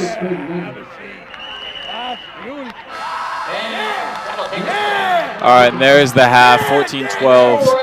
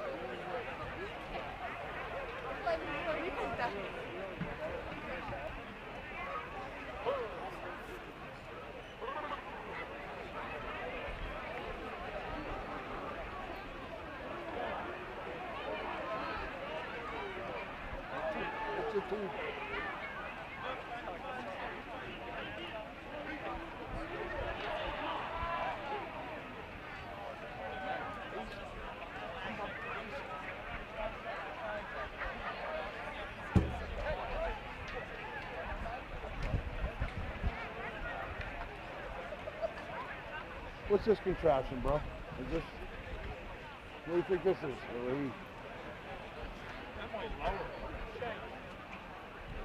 Oh, that? I don't know what that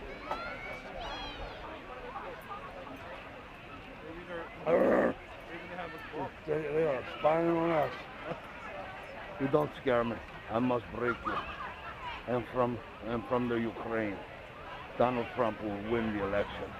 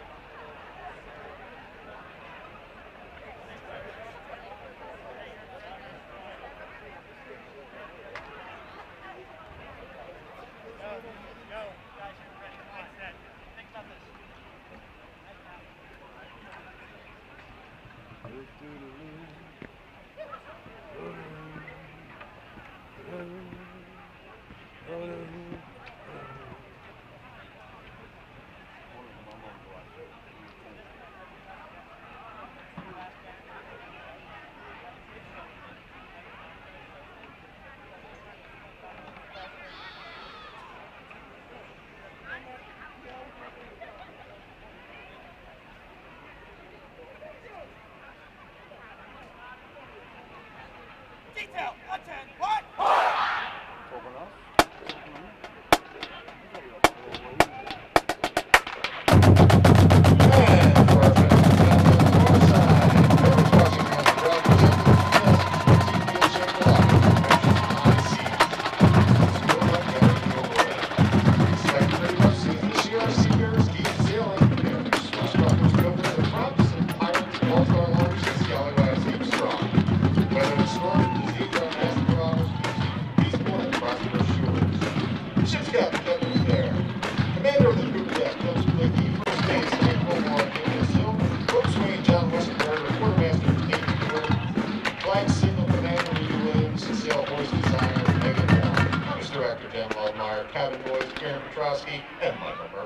Senior Advisor, Maddie Hoffman, Topographer, Bob Yarnell.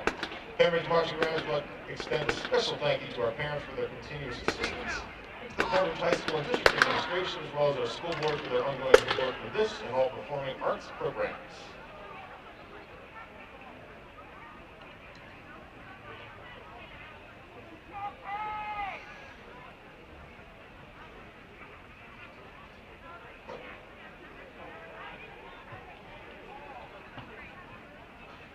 Major Cameron and Major Bowles are ready.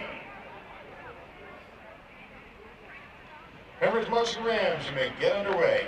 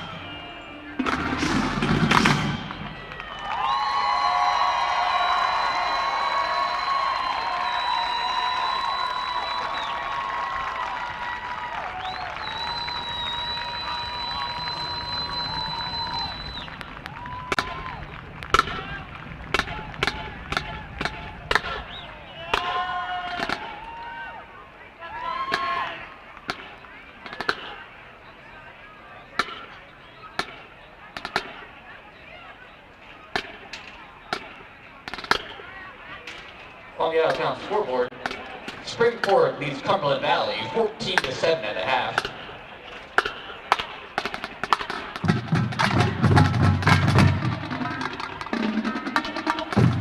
Cooksville leads Kent 14-3.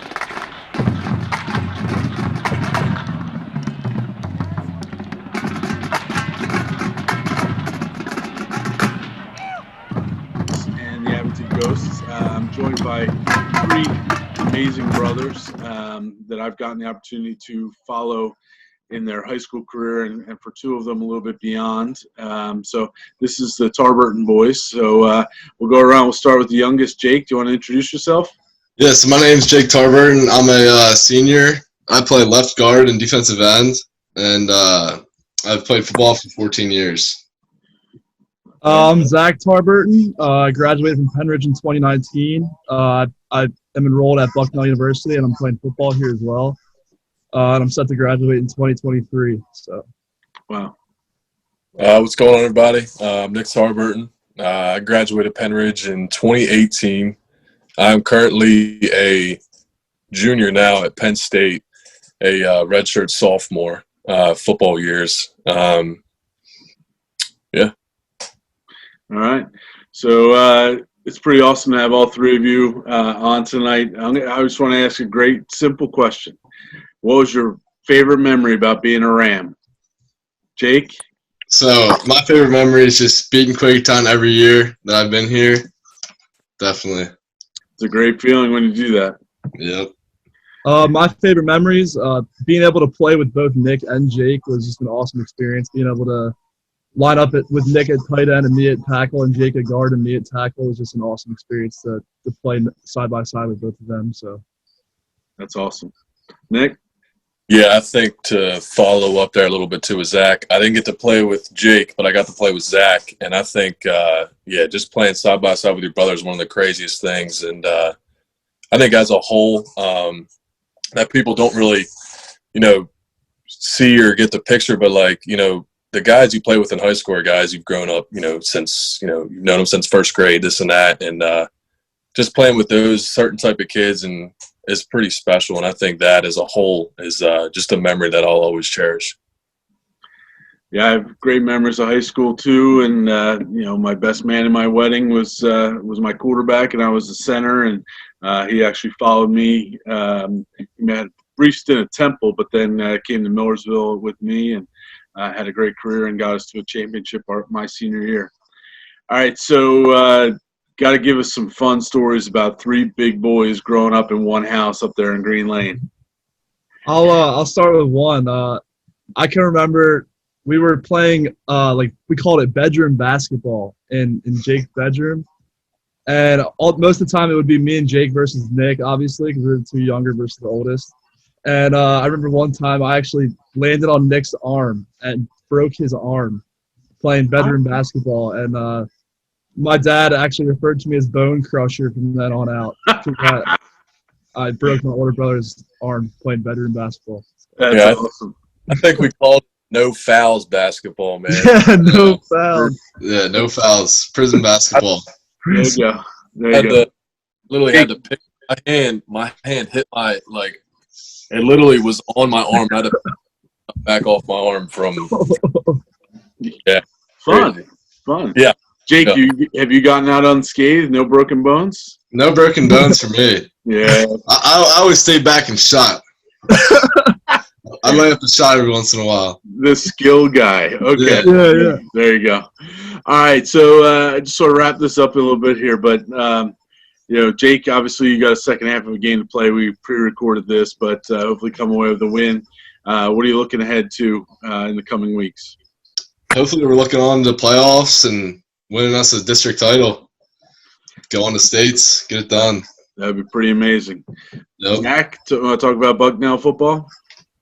Yeah, so we have our spring season is indefinite right now. They're looking to get it lined up, but very exciting. We've had a fall camp, so really, really good opportunity for us being one of the only schools in the Patriot League to be back practicing. It's a really big competitive advantage for us going into the 2020 season. So that's awesome. I didn't know that. That's great. Nick? Yeah, big week this week coming for us. Saturday night, Ohio State's coming to Beaver Stadium. It'll be a big game, and I'm just really excited about it. Yeah, as you guys know, I'm a Michigan fan, but I root for Penn State every week but one. But I want to see number 46 out there doing great things. So there's a natural. I'll say it, hatred with the Buckeyes tomorrow night. So I got your back on this one. So go out and win it. I guess you got to call it a gray out at Beaver Stadium. It's pretty much a gray paint in that building, so on those stands. So it'll be a gray out instead of a white out, and got game day coming. So it should be pretty awesome. But I want to thank all three of you guys. It's been my pleasure to watch you grow up in the men. And, I was only one of your principals being Jake's. And so I still get another 6-7 months with him. And we're going to try to do things right for the class of 2021. Awesome. All right, everybody. So we'll be back with second half action in just a minute.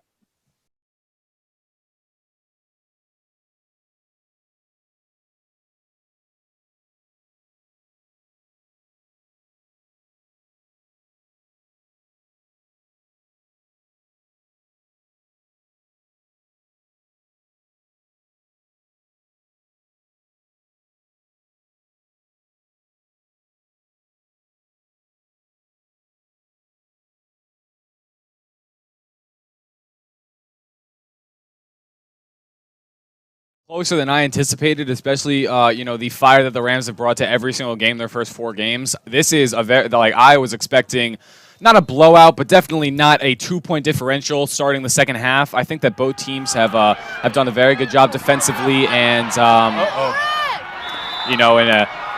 that Oric Frazier again there? Yeah. He's the name to know on the Coast offense right now. Yeah, that was 11 guys near the ball and nobody tackled them. Let's hope that play number 2, another 1st and 10, is a little bit better for the Rams. Is that a 1st and 10? That was a 1st and 10, and they got it again. It was a 13-yard gain, 14-yard gain. We've got to stop the rushing game, especially for this guy Oric now. And line up in a shotgun formation again with the offset of Oric Frazier. With another hand. This time will be swallowed up pretty quickly. The defensive line. Yep, that was a nice tackle there by Logan McGowan for a short gain. It looked like a 2-yard gain. Here come the Ghosts again in this no huddle.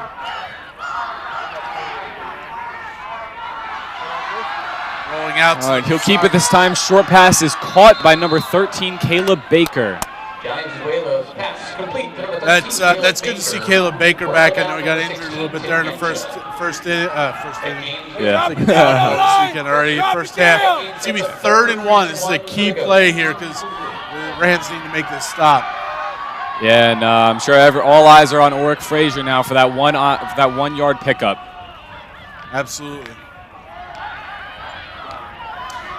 I want to go back to something real quick from the first half, talk about the Pennridge running backs. Joe Unangst, another great running back here in my tenure. Oric gets the first down and gets stuck pretty good, but he's starting to fall forward. You're starting to see us as a defense kind of break down a little bit. There is no doubt in my mind that the Abington coaching staff is fantastic. They are football savvy. They've been coaching a long time. They know how to orchestrate wins. It's going to come down to a little bit of a fight right now. How much are the Rams willing to fight to preserve this victory? Talk about a tough matchup. Abington is up against the Pennridge Rams, and Oric Frazier. If you're getting something going, you're just going to keep pushing that every single time. And there's another handoff there. So I'm sure the coaching staff does not plan on slowing down the running game for him anytime soon. No, a 1-yard gain, that looks like a win. But again, he's falling forward. He's getting momentum going. He's one of these kids that if he breaks this, he's going to score. There's no doubt about it. So defense needs to really stiffen up here. Scores coming in around now that we're through the first half. Quakertown's up 23-0 on Upper Moreland. East is tied with West 20-all. The Chamonix up 21-0 on Pennsbury. All right, here we go. 2nd and 9. Oh, let's get him. Got it away. Oh. Oh, great open field tackle by Pichotti. That was number 7 on the reception. Yeah, it was number 7, Jonah Dalton. That was a heck of a play by the quarterback getting away from pressure. The Rams brought the house on that one. Oh, absolutely. But it's going to be 3rd down and 4. Again, let's get this crowd going and make some noise. Get the band going. I give a lot of credit to Antonio Dietrich on that last play there. He was getting, scrambling around with the Pennridge defensive line all over him. He managed to find a receiver out for a pickup. It was a very good play. Handoff there for a very large gain. They've got the 1st down. It looked like it might have been Robert Bell on the carry 22. Just the way with the speed he came through that hole. Yeah, that was. Abington seems to be pushing pretty relentlessly up the field so far. See if they can convert it into a scoring play or if the Rams can get a stop and a turnover on downs. Right. The Rams are playing their 3-4 defense tonight. I wouldn't be surprised if they switched to a 4-3 a little bit here in the second half just to have more bodies up front. The offensive line, as a former lineman, I love watching offensive linemen fire off the ball, and the Ghosts are definitely doing it. We got a pass play here. Pass is almost intercepted. Number 13, Caleb Baker. That's a great tackle. Touchdown saving tackle. A run for the 1st and goal for the Ghosts. Yeah, it's going to be a 1st and goal. 13, Baker gets up a little slow. We almost had a deflection there, but it just squeezed by. And another tough defensive play for the Rams here. Abington just seems to have no sign of stopping to come out into this first half.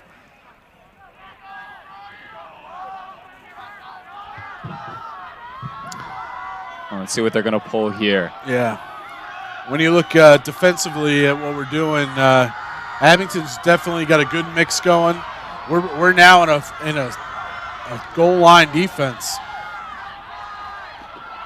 All right, Antonio Dietrich does not hide the handoff to Orrick Frazier at all. Everyone knew it was coming, and still have a pickup there. Yeah, there's a game on the play, but there's a penalty flag on the field. Looks like it might have been holding on the Ghosts. Can't keep back that D-line forever. Holding against the offense.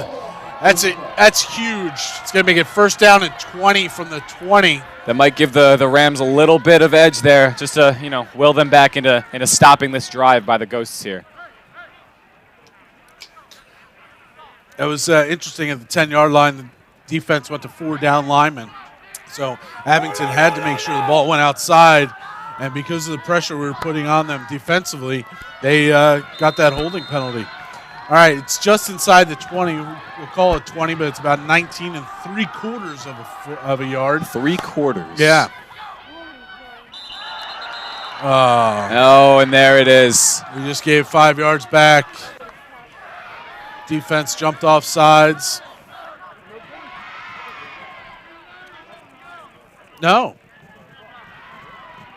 I'm not sure who that was on. I'm pretty defense. sure it was the defense. Yeah, I saw the umpire point to the official like he was going backwards. But, right.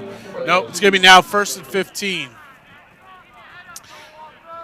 Free yards are not good. Free yards are definitely not good at this time of the game with 8:07 left to go in the 3rd quarter.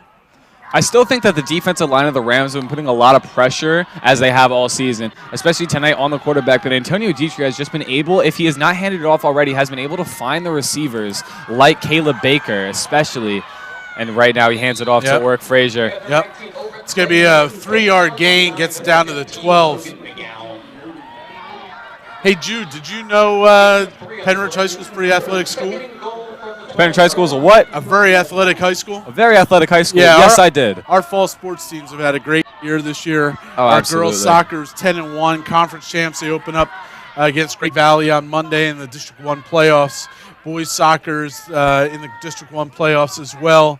Not exactly 100% sure where they're going. I'll look that up. Field hockey had a pretty good season. Did not make the playoffs. But girls volleyball, #1 seed in the District 13. Wow. Our boys and girls water polo, both in the district, starting next week.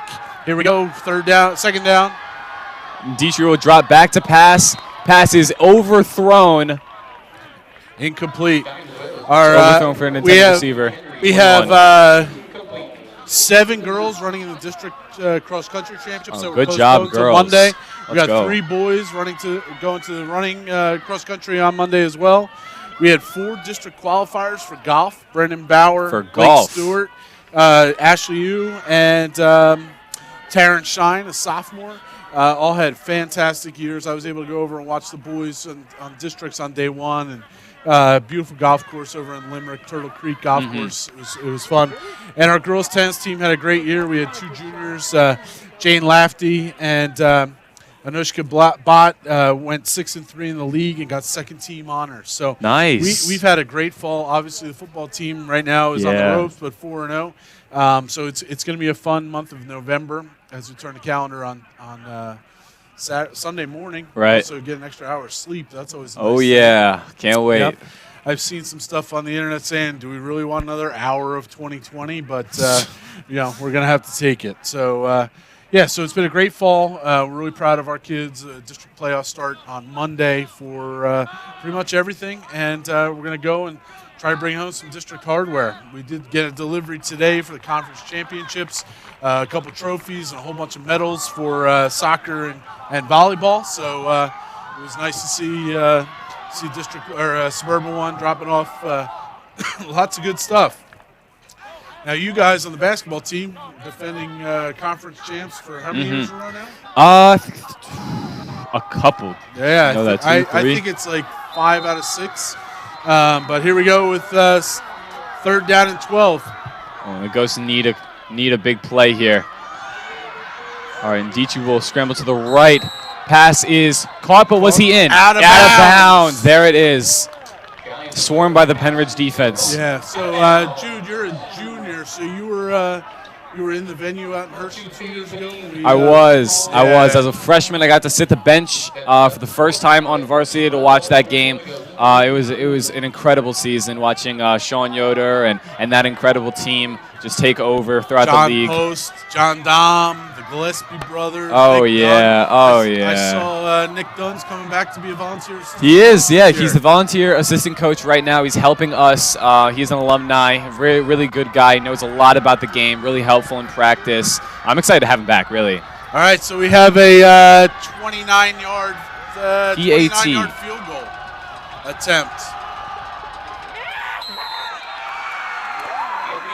Looks like it's good. Abington will take the lead here in the 3rd quarter. So 16 points, the most the Rams have given up all year. Also the first time the Rams have been down. A little back to the wall action, see how hard they come out fighting, giving up that 3 points on the first drive. They knew that this game coming in was going to be different than the 4 games they've played in the past, but I think that we're finding out just how different this game is going to be right now. Yep. I think, we got a kickoff return happening here. They're probably going to go short again. I see a coach out there telling them where to kick the ball. Probably not at the first guy in the line this time. Maybe not. But we'll see. We'll see how the Rams respond. Right now, it's crucial for us to respond with a big offensive play here to get these guys motivated to finish out this game. Finish out 5-0 in the league. Yeah, I hope they don't need motivation 4-0 and a playoff berth on the line. But, maybe it's a little bit of wake up for them, and we'll see something great here.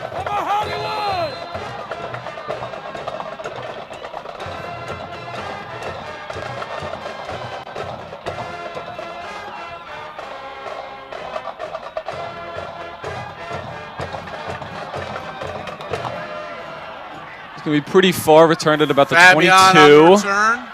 Cuts it up. Gets a little bit of space, rolls to about the, 34? 34-yard line. That's great field position to start this drive. We're going to see what they can do. Rams start this drive on their own 34-yard line. Big shout out to our marching Rams tonight, senior night.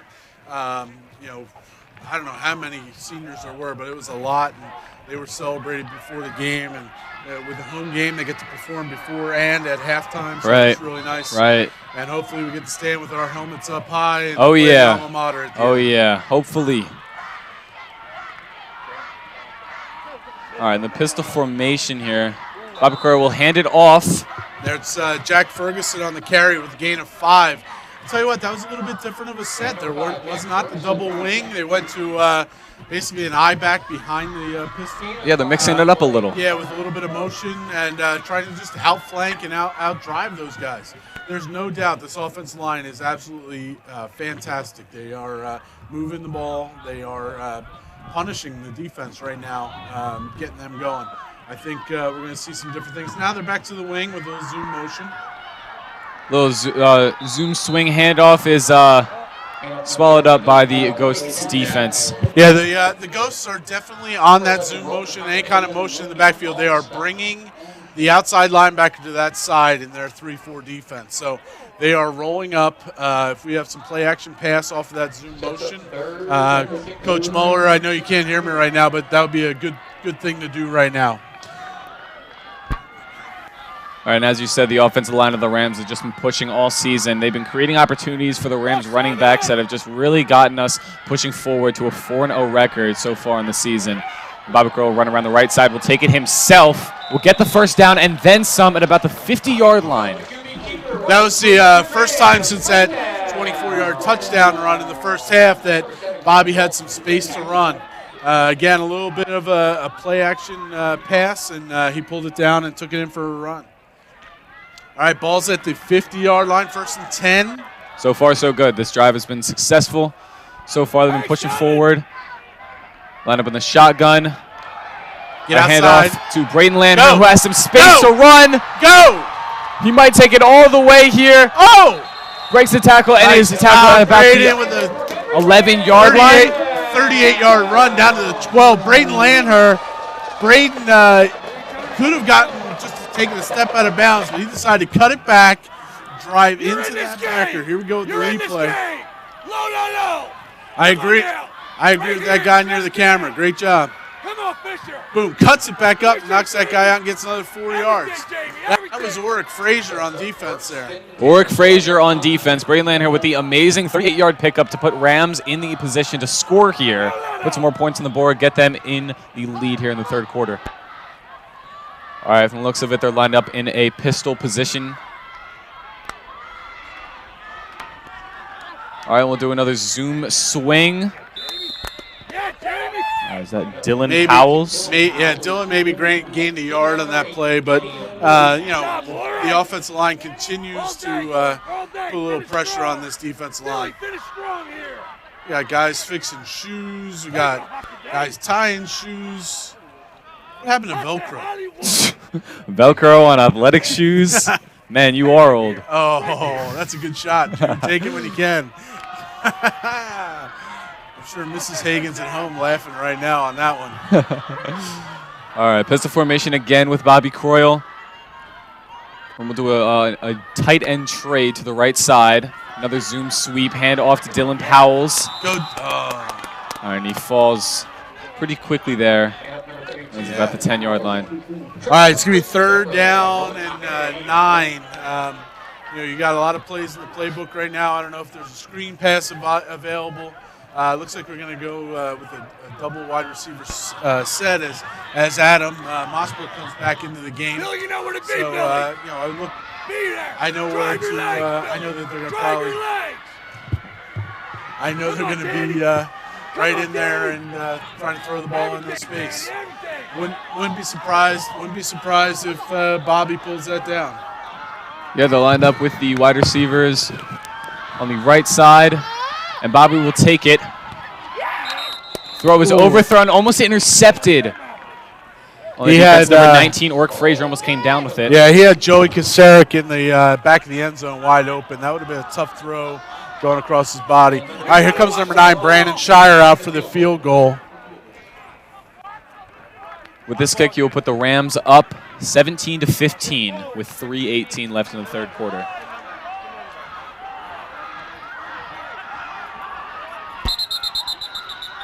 Oh, never mind.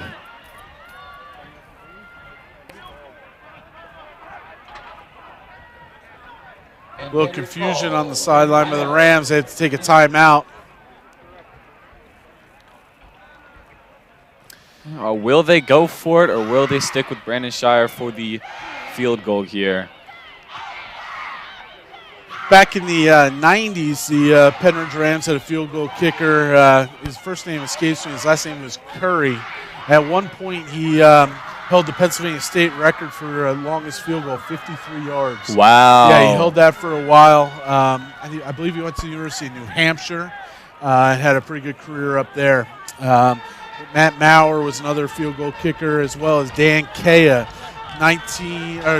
2010. Dan Kylea.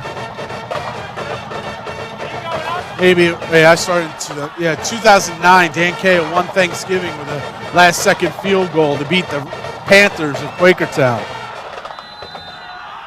All right, here we go. Ball's going to be spotted. The 17 makes it a 27-yard field goal. Oh, looks short. Doesn't quite get there. Short. He got under that one a little bit. All right, so the Rams came out and progressed the ball down the field nicely, but the field goal kick comes up short, so I believe that's going to be placed at the 20-yard line. Yeah, and the Ghosts held them down in the red zone there. Great defense, great defensive possession there by the Ghosts. They came out with a spark. They drove with the field very, very well at the end there, but the running game just wasn't working. They tried to pass, fell incomplete, and then of course that field goal came up short for the Rams. Now they got to pull it together on defense. Mrs. Hegen texted me saying that she believes it was Matt Curry. Matt Curry. Yep. DeAndre, stay low. Hold DeAndre. All right, here we go. Abington has the ball, 1st and 10 at the 20-yard line. Again with the shotgun formation. Handoff to Oric Frazier for a short gain of 2. 2-yard gain.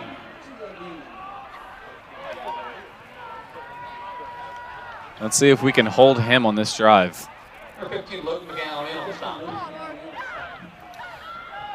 So we've talked about a lot of great Pennridge players, over the years. I definitely do not want to forget Sam Hollenbach, Coach Hollenbach's son, who had a prolific career here at Pennridge under his father's offensive coordination, and then went on to be fantastic at the University of Maryland, won an Orange Bowl, and did a great job. Now I'm getting Chuck Curry, maybe it was. That's why I didn't go with the first name, but I knew his name was Curry. John Curry. There you go. Coach Hollenbach chimes in. After Mrs. Hegen and Mr. Friedman, now I got Jeff Hollenbach telling me John Curry is his name. So there we go. If your last name is Curry, you might as well have kicked that 53-yard field goal. Yeah. All right, we got 1st down for the Ghosts.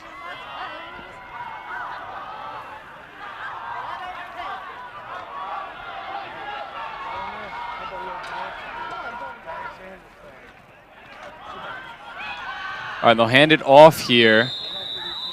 And it's just stuffed immediately by the defense. All right, very short gain there. It's going to be a long 2nd down for the Ghosts. Here they're coming back out in this no huddle. They've been doing that on and off throughout the game. Sprint right. He'll look to pass. Ooh. It is bobbled and dropped. Number 13, Caleb Baker. It's one of his first drop passes tonight. Been relatively good for the Ghost offense here. Yeah, I think overall, Caleb Baker's played a great game. Oh, absolutely. Coming back off that injury. Yeah. He's wearing the glittery gold cleats and the pink socks. He's ready for prime time. Yeah, and whenever that Oric Frazier run just isn't there, Antonio Dietrich has been able to scramble and find Caleb Baker for short gains, long gains, and of course that one touchdown was caught by Caleb Baker in the end zone. He's had a good night here tonight, but fortunately dropped that last pass. See there, lined up in the shotgun again. 3rd and 10 here. Pass. And he's looking to pass again. It is caught, but he will be tackled. Short. See many green shirts out there stopping Caleb Baker. All right. That'll be 4th down. Big stop by the Rams. It's going to be 4th and 5. Let's see, and here comes the punting unit for the Ghosts. You saw Antonio Dietrich's eyes did not look anywhere else but Caleb Baker on that. Didn't look to any other option. He knew who he was throwing to. Yep. Unfortunately, he was short on there, and now we have the punting unit. It will be a return by the Rams. Yep. That's one of their staple passing combos, that curl on the outside, or that stop on the outside. The inside guy does a curl. All right, let's see if this snap is any better. They've been all high all night. Oh, that's a great snap. Oh, almost blocked there. Travis we do Washington. have a penalty on the play. In his return, and then he is brought down. All right, so Fabian brought it back to the 30. Taking down number 16, Javon Beebe. Flag on the play. All right, if it's against the Ghosts, it's going to take him back. And if it's against the Rams, it might be a first down.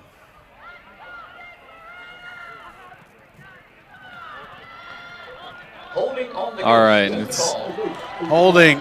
Holding. So that's going to be a 10-yard penalty from the play, the line of scrimmage. That's huge. That is huge. That's going to move it up 10 yards. It makes the snapper snap it again. That was the first good snap he's had. Great snap he's had all day. Right. So we'll see how it goes.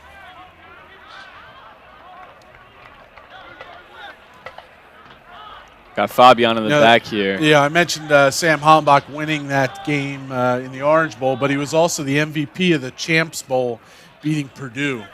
So wow, yeah, that's a pretty nice little career for him. Oh, definitely. I know he's good friends with Justin Tucker, the kicker for the Ravens. Wow. Yeah, Justin was at his wedding up here several years ago. Cool. All right, 4th and 20. Oh, high and short.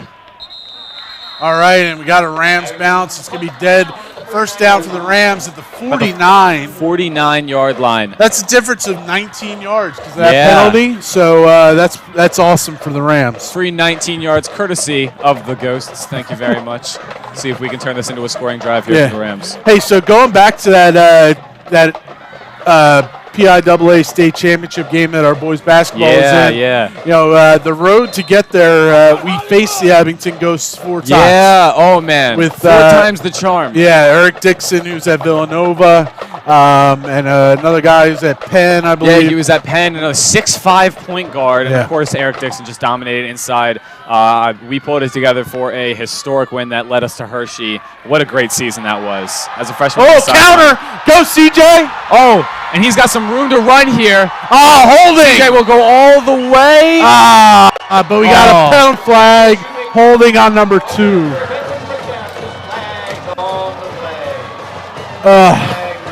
Flag on the play might bring it back here. Coach Hollenbach, I know you're watching. I know you're really happy about that play. It was an old wing tee play there with a little sprint draw action. But unfortunately, there was a holding call at the 29, so it's going to bring it back. It's going to be first down for the Rams at the 39-yard line. Great run by CJ there, though. That was really, really terrific. Good speed, made it to the end zone. It's hard being brought back by a holding call. All right, so the only thing we can do now is do it again. We got 27 seconds left in the third quarter.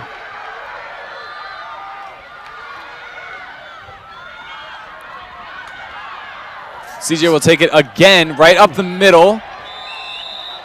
And he's still pushing, gain of about 8-9 yards. Another good run by CJ. That was a lot of movement by the offensive line, pushing him those last couple yards.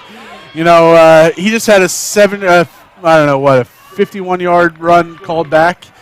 And then you give him the ball again, and he gets 8 yards through the middle. He's a fighter. He is.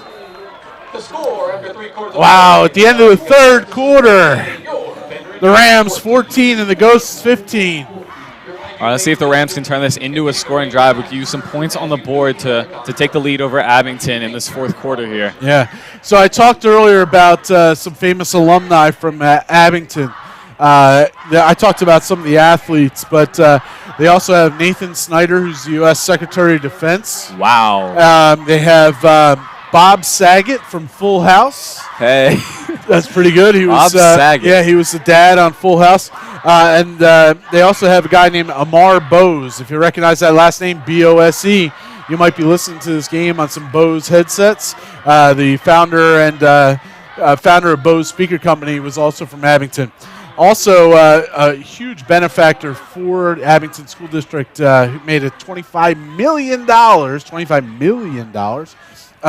a donation several years ago, is Steven Schwartzman. The stadium down at Abington, it's called the Brickyard, or the Ghosts. It's a brick structure. It's absolutely stunning on their campus. He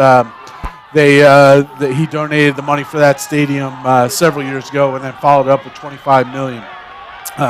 So that was a nice donation by him. If any alumni from Pennridge that are willing to donate it, we've got a great stadium here, but if you want to make a donation, please let us know. We're always into that. Oh, absolutely. Maybe it's not $25 million, but whatever works. All right, let's see. Hand off there to Braden Lanher on the left side. He has some room Just to work blocks. There you go. It's a really, really nice gain of that was about an 11-yard gain for Braden Lanher. It's going to be first down at the 20-yard line for the Rams. All right, they've gotten to they've done a good job of getting to the red zone, but it's about actually into the end zone from the red zone. That's been a little bit of an issue. They've tried to run the ball. It's been shut down by the Ghosts. Passing game hasn't been that great. If they can find a way to put some points on the board here, that'll really help them secure this win. Absolutely. All right, so they're lined up in a pistol formation.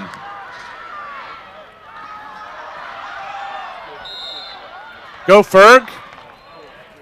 All right, big Ferg on the carry. Got about 4.5 yards. That's a really nice little run by Jack Ferguson. What the Rams are doing is bringing that fly motion across, and you're not sure if they're going to hand it off to him on the way by or they're going to keep things going. Wow, we just got a donation, I think. David Schlatter, former Pennridge TV guy, said he'll donate his first $45 million to us. All right, David, you know what? I'll match that. Let's make it an even 90. No gain on play. All right, 3rd down and 5 for the Rams. If I may, I'd like to make a little quick shout-out to my good friend Evan Leckwitz. He's influenced me a lot in this media game. He's a big reason why I'm here tonight commentating, and he's been just done a great job in my childhood, so shout-out to you, man. Great job. Evan was 2020 grad. He did a great job with Pennridge TV Absolutely. for the last couple of years. All right, in a pistol formation here. Zoom sweep. Oh, we're going back to that draw to CJ. CJ, get some yardage there. Yeah, he got 2 or 3 yards. It's going to be a 4th down for the Rams.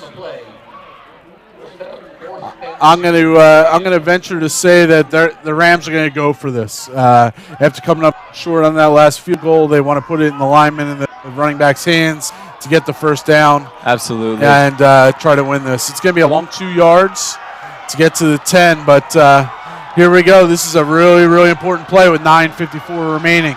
I wouldn't be surprised if Bobby pulled out some sort of run play here. He's been running the ball pretty well all season. If we get a little fake, run to the outside. Line up in a pistol formation. Fly sweep. Get up, there you go. And there it is. Score, Dylan Howells gets the first down. Touchdown, Dylan Howells. Woo! There we go. There we go. 4th down and 2 goes in for the score from the 12 on the fly sweep.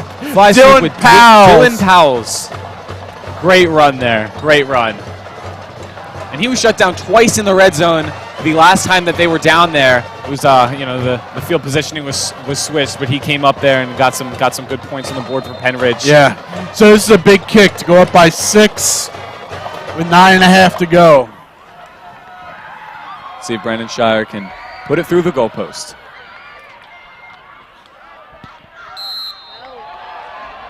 Kick is up. Good. The kick is good. Brandon Shire completes. 21-15 Pennridge.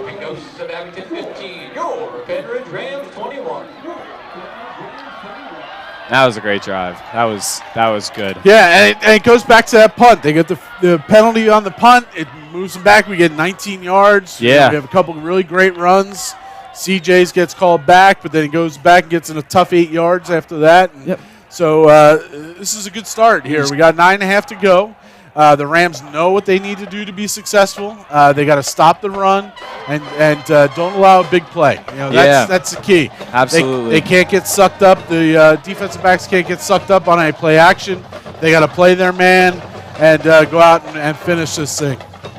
Yeah, you can't get rattled by that big play. CJ had that giant run that ended in a touchdown that got called back, but they were able to turn it around and put it in the end zone again with Dylan Powell. That shows the mental strength of the Rams here. Yeah. I want to thank Kevin Hunter from Suburban One Sports and Penn Live, or whatever the old reporter used to be, for being here to cover our game. I just saw his tweet, so we thank Kevin for being here. Unless he's just watching at home and staying warm. Pretty good kick by Brandon Shire. Out of bounds. So the Ghosts are going to get great field position. They're going to start at the 35-yard line. That's what happens when a ball's kicked out of bounds. Got a lot of air under it, but the direction took it out of bounds. Now the Ghosts will take some good field positioning. Yeah. Hopefully the Rams can hold them back from putting another touchdown on the board. The North Penn Knights are up 38-13 over CB South at this moment. Looks like they're going to finish with a 4-1 record. 4-1. But hopefully if things stay consistent here, then the Rams win. North Penn will be out of the district playoffs for the first time in I don't know how long. I know it's a small, only 4 teams instead of 16 make it, but it has been a long time. All right, shotgun formation by the Ghosts here. Oh, and he bobbled the snap. Oh, no, he got away. And Antonio Dietrich somehow manages to break away. Wow. The defense had him there, but he broke free after a bobbled snap. The PA announcer for the stadium just said on a keeper. I don't think he has had a chance on that. It was not a keeper. It was a botched play, and he was able to scramble and get a yard. And that's what you need. That's a good quarterback. That's what you need a quarterback to do. And he's what number is he? 2. Number 2, Antonio Dietrich. We've been calling him Antonio Dietrich. He's actually number 1, Antonio Dietrich. Johnny Duzuela. We are sorry, Abington fans. I miswrote that when I got that from the Abington coaches. So it's Johnny Duzuela is the head. Johnny Duzuela. Wow. Shout out to Johnny Duzuela. And then sorry, Antonio Dietrich. Whoever that quarterback is out there. Great job for the we apologize. We try to do things the right way. I had a conversation with Abington coaches, and I just copied it down wrong. I apologize. So Mr. and Mrs. Duzuela at home, sorry that we missed that, and glad we caught it at this point and the game wasn't over and we didn't get a phone call on Monday in the high school. But we're able to fix that at this point. All right, we got timeout for an injury. Who seems to be on the field here?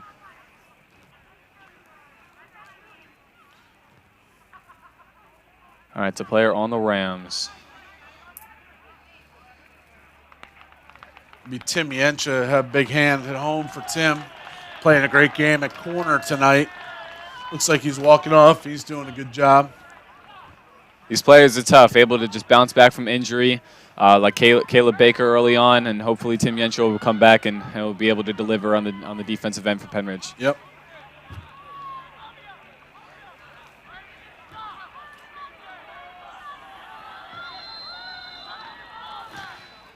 Because of that injury, number 11, Bobby Croyle's coming into the defensive backfield, play a little defense for the Rams. And we've seen him in the back playing some. I interviewed him at the end of last game. I interviewed him about how he plays on both sides of the ball, and he says, you know what, just because I'm the quarterback doesn't mean I have to play in that position. It's all about the team mentality, just playing where you need to be played. I feel like that mentality stretches wide among this Pennridge team. Right. That's a 2-yard gain for the Ghosts as we move under close to 8 minutes here to go in the game. Rams defense has to come up strong here and get a stop.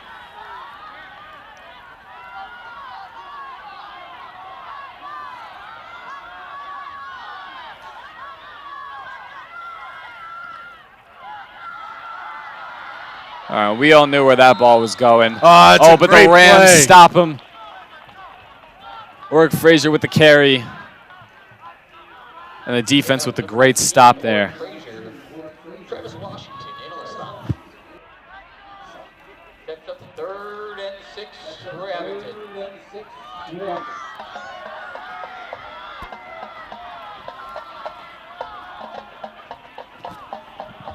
All right, 3rd and 6. It's a big play for the Rams. Ghost's offense has been moving the ball up and down the field. Only scored 15, but they're moving the ball up and down. Shane Hartzell's on the sidelines for the Rams. I'm not sure if he's banged up or what. Oh, big play! Great defensive play there. Robert Bell stopped in the backfield by the Pennridge defense. Swallowed. Great play by the Rams. It's going to cause a punt for the Ghosts with 6:45 to go in the 4th. If the Rams can maintain control of the ball, might as well. I don't want to call this game over, but that was a great play by the defense for the Rams.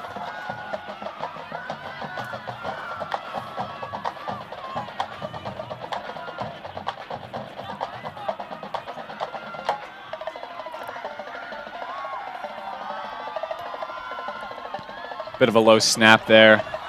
It's got a little backspin on this. Stay away, Rams. Stay away. Okay, they might get a couple yards on the bounce, but the Rams are going to have great field position after that kickoff. 39-yard line. 34-yard line. Excuse me. And after the last starting position for the Ghosts at the 35, they were able to only move it about 12 yards. So here we go. It's going to be a 6-minute offense. I'm going to assume we're going to run the ball because I think that's what we're good at. Control the clock, control the ball. We've got some really good running backs in the backfield here to run down that clock. Yeah. Let's see what the Rams can do with this time here. I want to go back to one of the things we said at the very beginning. We got our producer for the evening is MJ McPhelin. He's graduated, goes to Temple University. Very integral in Pennridge TV right now. He's been working all day to set up all these cameras and get us a nice, comfortable spot in the booth. Oh, yeah. To everybody working the cameras. My younger daughter, Kylea Hegen, she's not even in on Pennridge TV, but she wanted to jump in. So she's working the south camera that you see going towards the scoreboard. Kylea, great job tonight after you had a little baptism by fire last week. Jude, you're doing a fantastic job by play-by-play. Oh, thanks, Mr. Hegen. And Tim Grindle running all the stuff in the backside as well. Yeah, huge shout out to the production team here at Pennridge. Done a really nice job. Yeah, it's Jack Ferguson. He's still up. Nope, they're going to call him dead after a 1-yard gain. There's a 5-yard penalty by the Rams. Oh, we got a penalty flag here at the end. Late flag on the play. I mentioned Tim's an alumni. My daughter Emily is a sophomore at East Stroudsburg. Was very on Pennridge TV here when she was a student, and she's running our replays tonight. She's doing a fantastic job. It's awesome. A family thing, but it's a Pennridge community thing. So kids want to come back and want to help out. All right, the penalty on the play.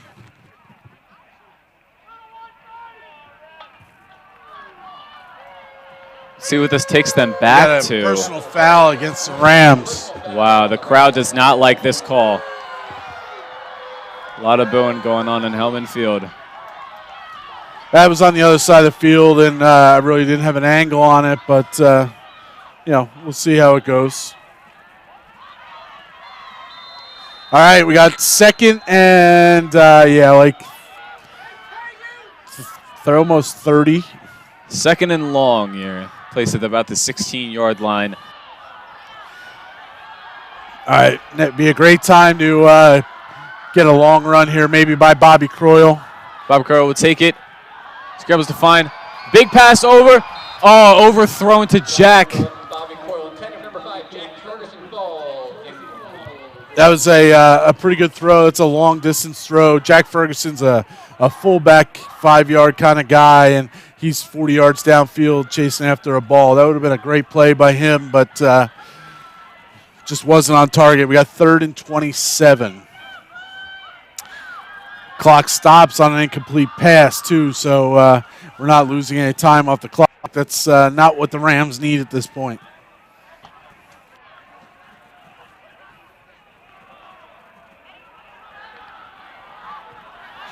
All All right, I'll take this time to shout out Josh Gottwalls. Shout out to you, my man. Thank you for hitting me up here.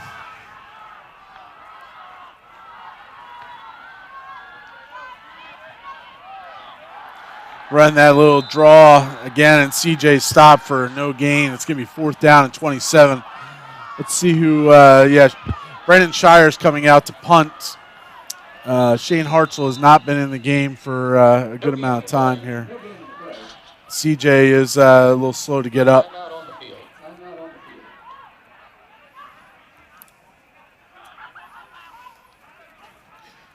So what's the boys basketball team looking like this winter? Boys basketball team is looking good. We started strong with practice and workouts already. We got some open gyms going. Coach Barons is wasting no time whipping us into shape. Some long workouts on the weekends and during the week and everything. But I think that this season, still with the reduced number of games, is like the rest of the sports has done. But we've held it together pretty well. I'm anticipating a pretty good season for us this year. I'm very happy to be part of the organization for the 3rd year in a row. Yeah, it's looking up. So if I'm a fan, who's the go-to guys?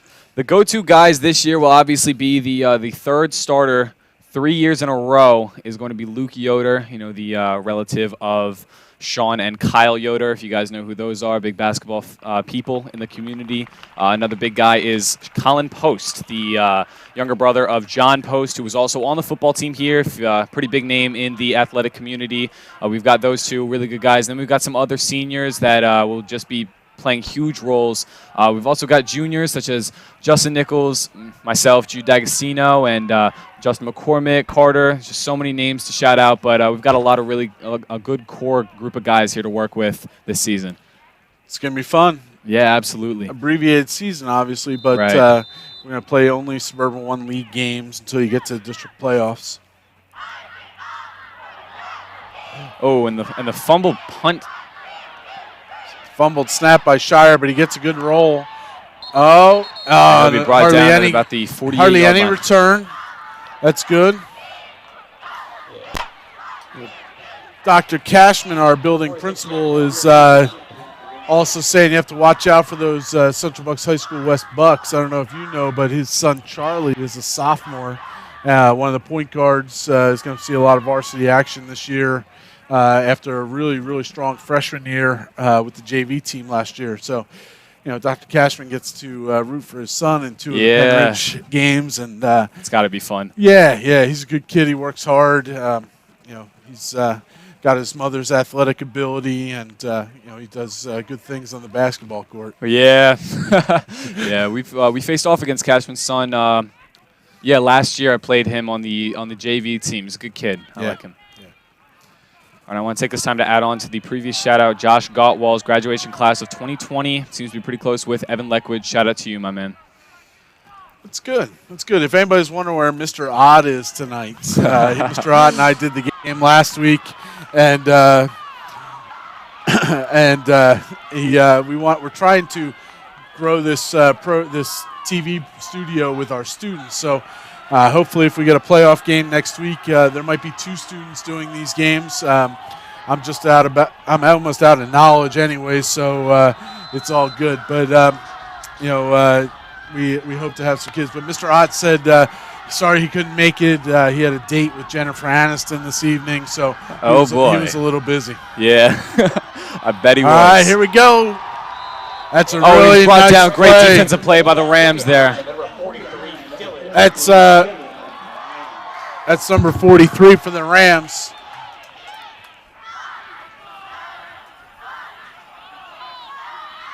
That's Dylan O'Brien. That was a great play by him in the backfield for a 1-yard loss.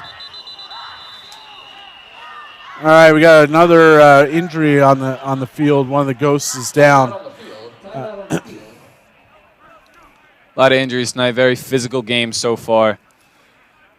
Absolutely. 21-15 with 4:41 to go, with the Ghosts having the ball here at the 50-yard line. Excuse me. That was the young man's cleat at the 46. So hopefully he can get through this. Looks like they're looking at his ankle. Yeah, both teams just fighting right now. Yeah. It's an absolute brawl out there on this field. Going back to that interview we did at halftime with the Tarburtons, again, Nick Tarburton, junior, redshirt sophomore, football-wise at Penn State. They play Ohio State tomorrow night, and you may have seen that interview. I'm a Michigan fan, so right. Michigan State, the Paul Bunyan Trophy tomorrow, interstate rivalry. Hopefully the Wolverines get a win, and hopefully the Nittany Lions get a win. That would be a huge shock to the world, and we know that they're a strong team. Coach Franklin, Neshaminy High School grad, so I played against Coach Franklin in high school. Wow. Then he went on to East Stroudsburg University, where I again played against him when I was at Millersville. It was great to connect with him when he was here recruiting Nick. Nice hand for number 57. Number 57, Shane Law. He's the center, so that may mean something on this next play. You have a new center coming in that's cold, hasn't been in the game, and going to be doing a snap. So, yeah, it was great to see Coach Franklin a couple years ago when he came to visit with Nick, and Coach Hollenbach's son, Sam, who played at Maryland. Coach Franklin recruited him to play there, and so he was familiar with Pennridge and being a Bucks County guy. So here we go. Second down and 11 for the Ghosts. And I called it. Jake Tarburton with the amazing defensive play there. Yeah. Sack in the back. So, as I said, pre-snap, we got a new center in there. He does a not-so-good snap. It's low and to the right. Quarterback has to go down and get it. There was a missed block, and Jake just takes care of business. I called him the junkyard dog last week, and he just does everything for the team. Here we go. We got 3rd and 17. Ladies and gentlemen, this is the biggest play of the year for the Rams. All right, quick shout-out to, let's see here, Joey Mossbrook has 2 brothers on the team, Nate Mossbrook, and then wide receiver Adam Mossbrook, and then Tyler Maloney. Tyler's dad is the head coach of the Pennridge Rams. Shout out you guys. Hope you guys are enjoying the game at home. Yeah, he's not the head coach, but he's one of the coaches and one of our Pennridge Regional Police Officers. Here we go. Looking ahead. Sack! Back up in the back. Great defensive play by the Rams. All right. That loss of the center seemed to really turn around the defensive mentality for the Rams. Okay, we got 4th down and 21. The Ghosts are going to punt and try to pin the Rams deep and get a stop here. We're coming up on 3 minutes left. All right, so let's see. Will it be a fake? I'll walk home if it is. All right, calling for the fair catch. There we go. Fabian catches it at the 28-yard line. Rams had the ball with 2:50 to go. See if they can run down this clock with some good runs. Yep, absolutely. Yeah, that loss of center number 57, Shane Law, really hurt the Ghosts there on their offense. Whew. All right. Here we come, breaking the center, breaking the huddle.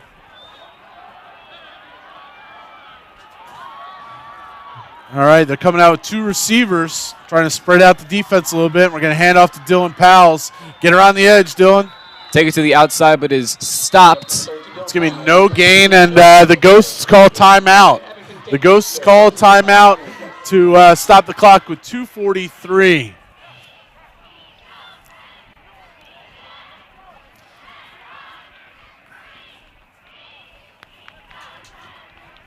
All right, so 2:43 to go here, Jude. Rams just got to run the ball. If they give the ball up, they got to stop them to preserve a victory here. You know, I've 11 years of being at Pennridge. I've watched a lot of football. Going to Central Bucks High School West and playing Pennridge, and they weren't very good back in the late 80s, early 90s. Coach Hoser, our track coach, who's been around for about 47 years, I think it is, as a track coach. He was a head coach, and we've had several head coaches back in the 80s and 90s. But, once Coach Hollenbach came back in the 90s and after leading his team, his alma mater, as a player, and, then going on to the University of Illinois and having a great career in college, came back and really reestablished the Pennridge community and football. The Green Jackets organization has been great for our students, student athletes to go up. All right, here we go, 2nd and 10. He's got 2 wide receivers on the left side here. Going a little option. Bobby will take it. Oh, and he flips it on the outside. Dylan Powell, who has some room to run here. Yes. Huge gain. Makes it across the 50-yard line. Gets into about the 42-yard line. Yeah, that was amazing play there. That was a nice 25-yard run by Dylan Powell. It's a little option. Oh, here comes the replay. Bobby holds it until the very last second, and then gets outside. Dylan, they got a nice little chip block from Kasterick, and basically just stood there to get out of the way. He didn't want to get a block in the back, and Rams have a first down with the clock remaining to tick down. That was just good offense there by Bobby. Remaining to tick down. Saw his options, flipped it out to Dylan, and he picked up a huge gain, about 25 yards, put them over the 50-yard line. Yep. Here we go. We're waiting here. Bobby, let's go. The referee's got his hand up. Motions for a zoom swing. We'll hand it off inside. Number 5. 5. So Bobby is looking at the deep back official who's on the visiting sidelines. What he does is when there's 10 seconds on the play clock, he raises his hand, and then at 5 seconds, he starts to count it down. Bobby's going to wait until the very last second to snap that ball and take as much time off the clock. The Ghosts just called their second timeout of the second half with 1:57 remaining. This is a pretty cool feeling. There's not many times where you get to watch a team play for a championship. Oh, absolutely. When in a minute and 57 seconds, the Rams are looking for their first conference championship since 2012. Probably one of the best teams I've seen in Suburban 1 in many, many years, with great coaches. Coach Cuthbert was the head coach. Bob Rosenberger, a friend of mine since high school. We played on an all-star team together, Bucks County All-Stars. Bob did a great job with running the defense, and, man, they were fantastic. And then Coach Berge, who's back with the team now, had coached up until 2012 and now came back to be with Coach Muller and this great coaching staff that we have. It is just such a blessing. This is the first game I've ever called. This is such an exciting one to watch here. They win this game, will be the conference champs. All right, lining up in a pistol formation is Bobby Croyle. Motions for a zoom swing, hands it off to Dylan Powells. Will make it across the line of scrimmage, picks up about 5. He's still going, being pushed. First down, Rams. All right, it's a 1st and 10 for the Rams. That's all you need, folks. Pushing. That's all you need is just to let that clock go, get first downs. There, keep pushing. It's going to be a time. The clock is going to stop until the ball is set. And the Ghosts have 1 timeout remaining. And they're going to use their 3rd and final timeout. All right. So the Rams are getting ever so close to a 5-0 Suburban 1 championship season. Surreal feeling. It is. The Rams went in 2012, were undefeated in their conference. They had 1 loss to Ben Salem earlier in the year, and then rebounded and played fantastic. They beat Abington in the first round of the playoffs and Pennsbury. They beat North Penn that year. It was a fantastic game with my buddy Kyle Bigham making a great catch to win the game with just a few minutes to go. Then we played on Thanksgiving and then turned around and played on Saturday against Springford. Yeah, Springford beat us. We were a little beat up after some of our guys played a little bit in that Quakertown game on Thanksgiving. Won that game because that was for a league championship, to win the league championship that year. And then we lost to Springford, who then lost to Coatesville, who went on to play for the Eastern State Finals. So here we are, folks, 1:49 to go. You know, as I mentioned, going back some years, Coach Helman, Wayne Helman, had undefeated seasons in 55, 57, and 64. That's before many people were a twinkle in their parents' eyes. And here we go. The Rams are going to kneel on it. They've got enough time. No timeouts. The Rams are in victory formation. Okay, so the Rams are going to kneel on it to win their 5th game of the year. I know this season will always have a little asterisk next to it because it was a pandemic-shortened season. But I don't care what level you play. You go undefeated in the regular season, you are a team to remember. Absolutely. So this team will be the first team since 1964 to be an undefeated regular season team for the Pennridge High School Rams. And I want to note that although this season has been tremendous, it's even more tremendous with the fact that they were coming off of a losing record last season, turning around to an undefeated record this season. It's just been unbelievable. They've been playing amazing football so far. Yeah, it's been an honor to call last week's game and this week's game. We'll see what it goes next week. As I said, I'm not the math guy, but I think that there is a chance that our Rams, will be the number 1 District 1 seed, possibly playing Coatesville, possibly playing Souderton, a rivalry game. Oh, boy. Coach Gallagher across town there was a Pennridge coach for a long time, and he's been there over at Souderton for close to 20 years. And the Rams, the clock will tick down. The Rams will take the game, and they will continue to be undefeated. The Rams win 21-15. Absolutely. This this was awesome. I'm so proud of Coach Moore.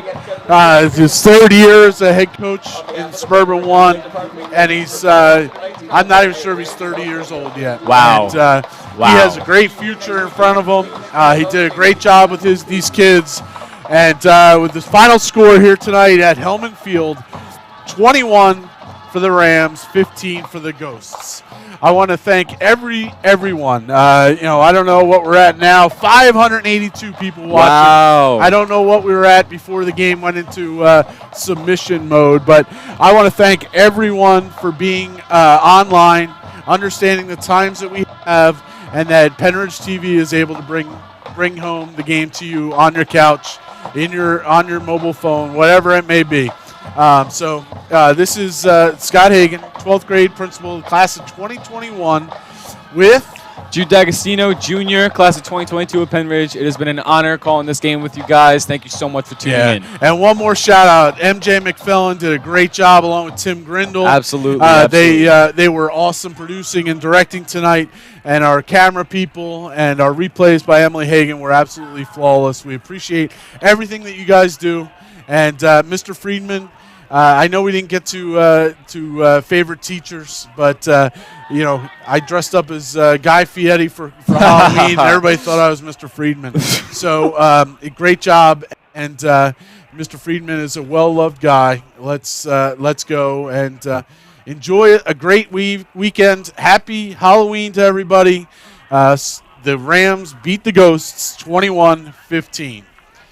Signing off here from the helm. Have a great weekend. This is Mr. Hegen. Bye-bye. Happy Halloween.